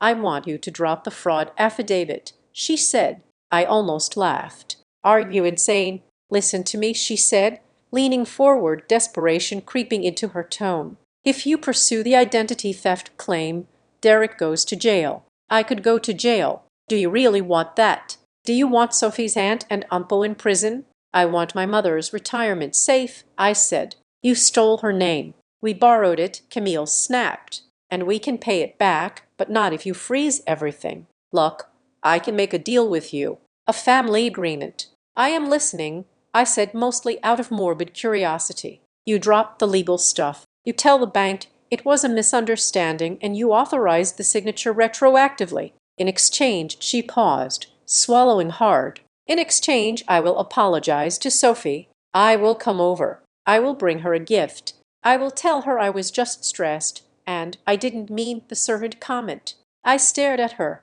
The wind rustled the leaves in the trees above us. A duck quacked loudly in the pond. That is your offer? I asked quietly. You want to trade a felony charge for a fake apology? It is not fake, Camille insisted. I will be nice. I will take her for ice cream. I will be the best aunt ever. Just make this go away. I looked at this woman, my sister, who had shared a room with me for 18 years. I realized I didn't know her at all. Or maybe I did, and I just hadn't wanted to see it. She viewed people as currency. Sophie wasn't a child to her. She was a bargaining chip. An apology wasn't an act of contrition. It was a bribe. Sophie is not a transaction, I said, my voice cold as ice. And an apology is not ransom money. You do not get to use my daughter's feelings to buy your way out of prison. You are so self-righteous. Camille sneered, standing up. You think you are perfect, but you are going to destroy this family. The family is already destroyed, I said. I am just trying to save the survivors. If you do not drop it, Camille threatened, I will tell everyone Mom knew. I will tell the court she was a silent partner, and she is only lying now because the business failed. I will drag her down with me. Do you think a jury will believe an old lady over her grieving daughter? Grieving. I raised an eyebrow. My marriage is falling apart because of you, she shouted. Derek left because of your investigation. Derek left because he is a con artist and the money ran out, I said. And if you lie about Mom in court, I will produce the digital forensics that prove she was at bingo while you were logging into her email from your living room. Do not test me, Camille. I have the receipts. Literally. I turned and walked away. I will fix this. She screamed after me. I have a plan. You will see. Everyone will see. I didn't look back, but her words lingered. I have a plan. The blow came 2 days later. I was at work when my phone buzzed with an email notification. It was from a leaner. Subject urgent. Triton Holdings lawsuit. I opened the attachment. My heart hammered against my ribs. Triton Holdings, the company that owned the Pinnacle Estate mansion, had filed a lawsuit. They weren't just suing for the unpaid rental fee. They were suing for damages. Apparently, during the party, a guest had spilled red wine on a custom silk rug, and someone else, likely Derek and a drunken stupor, had backed a car into a stone pillar near the entrance. The total claim was for $52,000, and the lawsuit named 2 defendants, Camille Hartwell and Evelyn Bennett, because the contract was in Mom's name. I left work early and drove straight to Mom's. She was sitting in the living room holding the letter. She looked like she had aged 10 years in a week. $50,000, she whispered. I do not have $50,000, Aurora. My savings, that is all I have. We will fight it, I said, kneeling beside her. We have the affidavit. We will prove it wasn't you. But my name is there, she said, pointing to the bold letters, right next to hers. She looked up at me and her eyes were filled with a profound, shattering sadness. I trusted her, Mom said. I defended her. When you told me she was mean to Sophie, I told you to be quiet. I told you to apologize. It is okay, Mom. I said you just wanted peace. No, Mom said firmly. It is not okay. She took a shaky breath and placed her hand on my cheek. I sacrificed you, she said, her voice cracking. For years, I let her treat you like you were less important because you were strong enough to take it. I thought because you were capable, you didn't need protecting, and because she was a mess, she needed everything. Tears welled in my eyes. It was the acknowledgement I had waited a lifetime to hear. I was wrong. Mom wept. I was wrong to always make you bear it. I was wrong to let her use you as a doormat just so I didn't have to deal with her tantrums. SHH. I soothed, hugging her. We are fixing it now. She is not going to get away with this, Mom said, pulling back, her jaw set with a newfound steel. I am not paying for that rug, and I am not paying for her party. We need to respond to this lawsuit, I said, but we need to do it publicly. We need to make sure the world knows that signature is a fake. That evening, I went home to my apartment. Sophie was waiting for me. She had the small ceramic dish in her hands again. She had taken it out of the box. Mom, she asked, is Aunt Camille in trouble? Yes, honey, I said. Big trouble. Is it because of the money? Partly, I said. Mostly because she lied. Sophie looked at the dish. It was a beautiful teal color with gold leaf around the rim. I still want her to have this, Sophie said quietly. I looked at my daughter, amazed by her capacity for grace. You dare? Yes, Sophie said. But not now. I want to give it to her when she learns how to say sorry, like for real sorry, not the fake kind. That is a very grown-up decision. I said, if she changes, Sophie said, then she gets the present. If she doesn't, then I keep it. It reminds me that I am nice. I kissed the top of her head. You are the nicest person I know. Just then, my phone pinged with a notification from Facebook. It was an event invitation. I stared at the screen. Camille Hartwell invites you to the Fresh Start Charity Gala. I clicked on the details. Date this Saturday. Location: the Sapphire Room, a high-end hotel ballroom downtown. Description: a night to celebrate resilience, family, and giving back. All proceeds go to the Children's Dignity Foundation. I read it twice. Camille was throwing another party. She was doubling down. She was using the charity angle to try and whitewash her reputation. She was going to use this event to show her friends that the rumors of her financial ruin were false. She was going to stand on a stage, smile, and pretend her husband wasn't missing and her mother wasn't being sued for $50,000, and she was using a fake charity name. I knew for a fact the Children's Dignity Foundation did not exist in our state registry. She has a plan, I whispered, remembering Camille's parting words. This was her plan. One last massive con to collect ticket sales, donations, and goodwill, likely to fund her escape or pay off the most aggressive sharks. I looked at the date, Saturday, 2 days away. I forwarded the invitation to Elena. Then I forwarded it to Sarah at the catering company. Then I forwarded it to the legal department at Triton Holdings. I typed a text to Elena. She is gathering everyone in one room. She thinks she is saving her image. I think she just built us a stage. Elena replied instantly.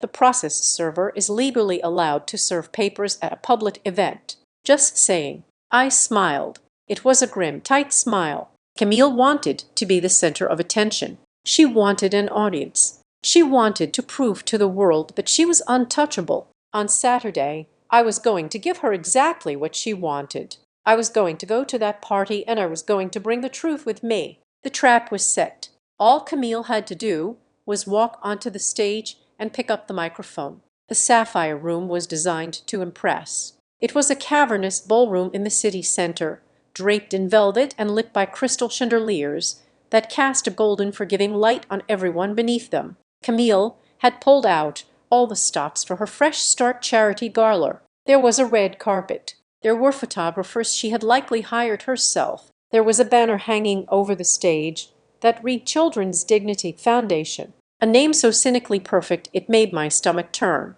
I walked in at 7:00 sharp. I was wearing a simple black dress, and I held my mother's hand. Mom was trembling, but she kept her chin up. She was done hiding. "You ready?" I asked her. "No," Mom admitted, "but let us finish it."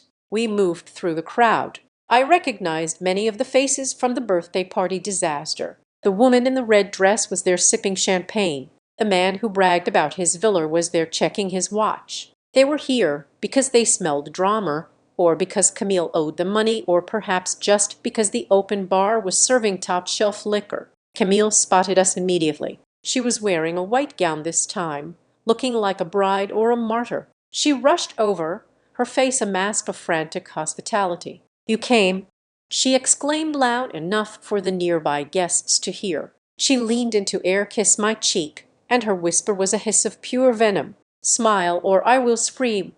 She pulled back, beaming. "I am so glad my family is here to support this cause. It means the world to me." Then she grabbed my elbow and steered me slightly away from Mom toward a pillar. "Here," she muttered, shoving a folded piece of paper into my hand. "Sign it." I looked down. It was a document drafted on hotel stationery, mutual release and non-disclosure agreement. It essentially stated that I would retract all claims of fraud regarding the signature, and in exchange Camille would assume stewardship of the debt at a future date. "I am not signing this," I said, handing it back. "If you do not sign it, I go down," Camille whispered, her eyes wide with panic. "And if I go down, the press will know Mom was involved. Do you want her face on the news?" "Mom is not involved," I said calmly. "She is a victim, and the only person going on the news is you." "Ladies and gentlemen," the DJ's voice boomed over the speakers, "please welcome your hostess, the founder of the Children's Dignity Foundation, Camille Hartwell." Camille shot me one last look of hatred, fixed her smile, and ascended the stage. The applause was polite but thin. The room felt tense. The rumors had been circulating for days. People were here to see if the tightrope walker would fall. "Thank you," Camille gushed into the microphone. "Oh, wow, what a turnout. You know, life is full of challenges. We all face storms, but tonight is about resilience. It is about family. It is about standing tall when people try to tear you down."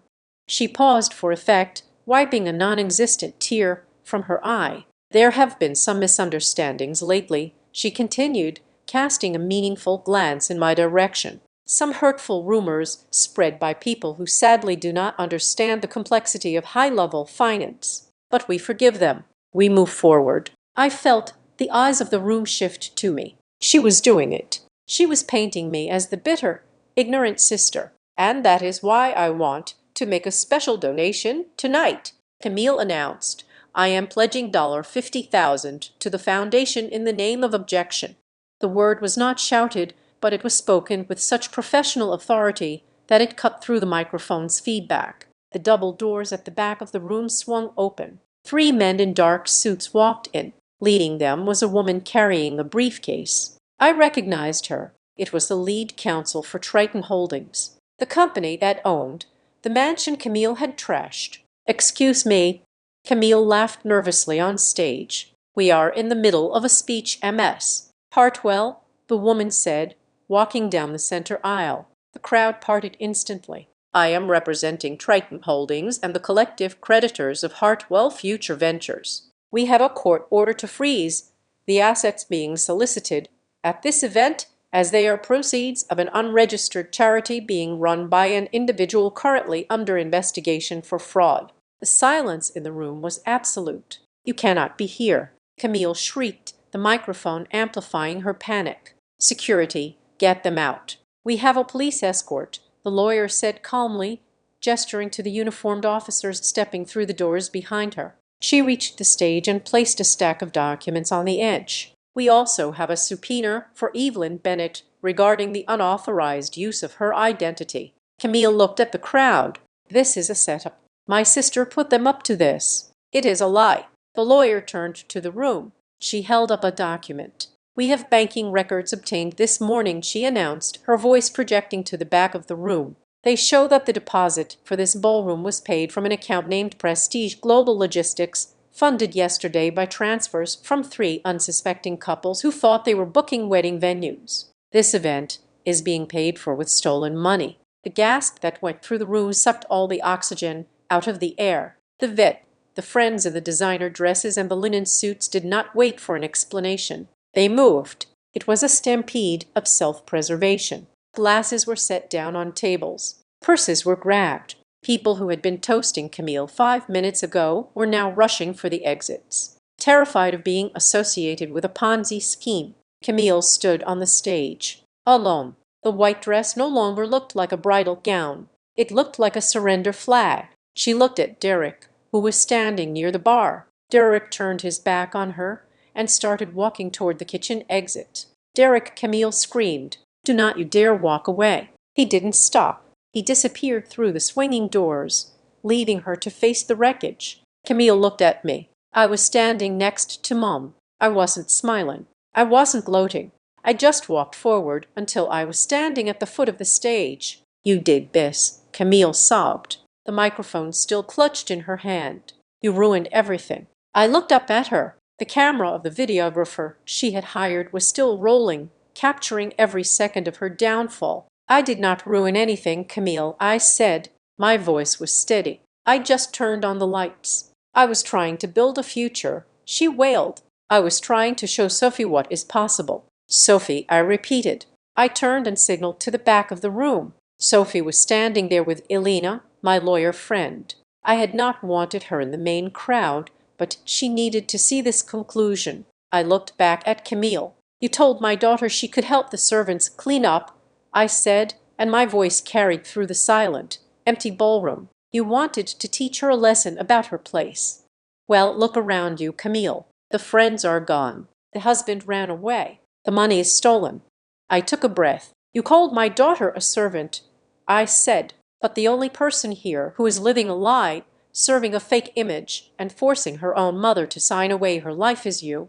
Camille dropped the microphone. It hit the stage with a deafening thud. She collapsed. She sank to her knees in her white dress, covering her face with her hands, and wept. It wasn't the fake, pretty crying she used to manipulate Mom. This was the ugly, guttural sound of someone whose world has completely disintegrated. Mom walked up beside me. She looked at her daughter on the stage. "Camille," Mom said softly. Camille looked up, mascara running down her face. "Mom, help me, please." "I cannot help you with the law," Mom said, her voice shaking but firm. I signed the affidavit. "Camille," the lawyer proved the signature was not mine. "I am not liable for your debts." "You are, you really did it," Camille whispered. "I had to." Mom said, "You left me no choice." The police officers moved in then. They didn't handcuff her, but they escorted her off the stage. They had questions about the charity funds. As they led her past us, Camille stopped. She looked at Sophie, who had walked up to stand beside me. For the first time in her life, Camille didn't look through Sophie. She didn't look at her shoes or her dress. She looked into her eyes. "Sophie," Camille choked out. Sophie stood tall. She held the small ceramic dish in her hands. She didn't offer it. She just held it. "I am sorry," Camille said. Her voice was broken. "I am sorry I was mean. I am sorry I made you feel small." Sophie looked at her aunt. She looked at the police officers. She looked at the ruined party. "I do not hate you, Aunt Camille," Sophie said. Her voice was clear and kind, the only pure thing in the room. "But I need you to respect me and respect Mom." Camille nodded. Fresh tears spilled over. "I know." Then the officers led her away. 6 months later, the fall was hard, as it had to be. Derek was caught 3 states away trying to open another shell company. He was facing multiple counts of wire fraud. Divorce proceedings were underway, managed by a public defender because neither of them had any money left for private counsel. Camille avoided jail time by cutting a plea deal. She admitted to the identity theft and the fraudulent charity, agreeing to a strict restitution plan. She was sentenced to 5 years of probation and community service. Her image was gone. The mansion, the lake house fantasy, the VIP friends all evaporated like mist. I parked my car in front of a small nondescript coffee shop on the edge of town. It was raining a gray November afternoon. I walked inside. The bell chimed. Camille was behind the counter. She was wearing a green apron and a visor. Her hair was pulled back in a simple ponytail. She wore no makeup. She looked tired, but she looked real. She saw me and froze. Then she nodded. "Hi, Aurora," she said. "Hi," I said. "Large black coffee, please." She rang it up. "That will be $3." I handed her the cash. She made the coffee. Her hands were steady. She wasn't playing a role anymore. She was just working. She was cleaning up her own mess. $1.03 coffee at a time. "How is Mom?" Camille asked as she handed me the cup. "She is good," I said. "She joined a gardening club. She's learning to set boundaries." "And Sophie is great," I said. "She got an A in math." Camille looked down at the counter. Tell her I am working on it." "She knows," I said. I turned to leave, but then I stopped. I reached into my bag and pulled out a small box. I placed it on the counter. "Sophie wanted you to have this," I said. Camille opened the box. Inside was the teal ceramic dish, the one she had tossed aside at the party. Camille stared at it. Her fingers traced the rim. She said, "You might need something to put your keys in." I said, "Something real." Camille looked up at me and her eyes filled with tears, but they were grateful tears. "Thank you," she whispered. I walked out into the rain. That evening, Mom, Sophie, and I celebrated my birthday at my apartment. We didn't have a caterer. We ordered pizza and sat on the floor in the living room. We laughed until our sides hurt. We told stories. Mom looked younger than she had in years. The weight of the secret debt lifted from her shoulders. Sophie handed me a gift. It was a card she had drawn herself. It showed the three of us, me, Mom, and Sophie holding hands under a giant sun. "It is perfect," I said, hugging her. I looked around my small living room. It wasn't a mansion. I didn't have servants. I didn't have a legacy to leave behind in the social pages. But I had this. I had the truth. I had a family that was finally built on solid ground. I thought about the ceramic dish sitting on the counter of that coffee shop. Camille was learning the lesson that Sophie had known all along. Value isn't found in the things that sparkle. It isn't found in the applause of strangers or the height of the pedestal you stand on. Value is in the quiet dignity of being kind, the strength of being honest, and the way you treat the people who can do absolutely nothing for you. My sister had tried to teach my daughter to be a servant. Instead, my daughter had taught us all how to be queens, and that was a lesson worth more than all the gold in the world. Thank you so much for listening to this story on Azad Revenge Stories. I would love to know where you are tuning in from. So, please drop a comment below sharing your location and let us know what you thought of Aurora's justice. If you enjoyed this story, please hit that like button, subscribe to the channel, and smash the hype button to help this video get recommended to more people. Thanks to everyone.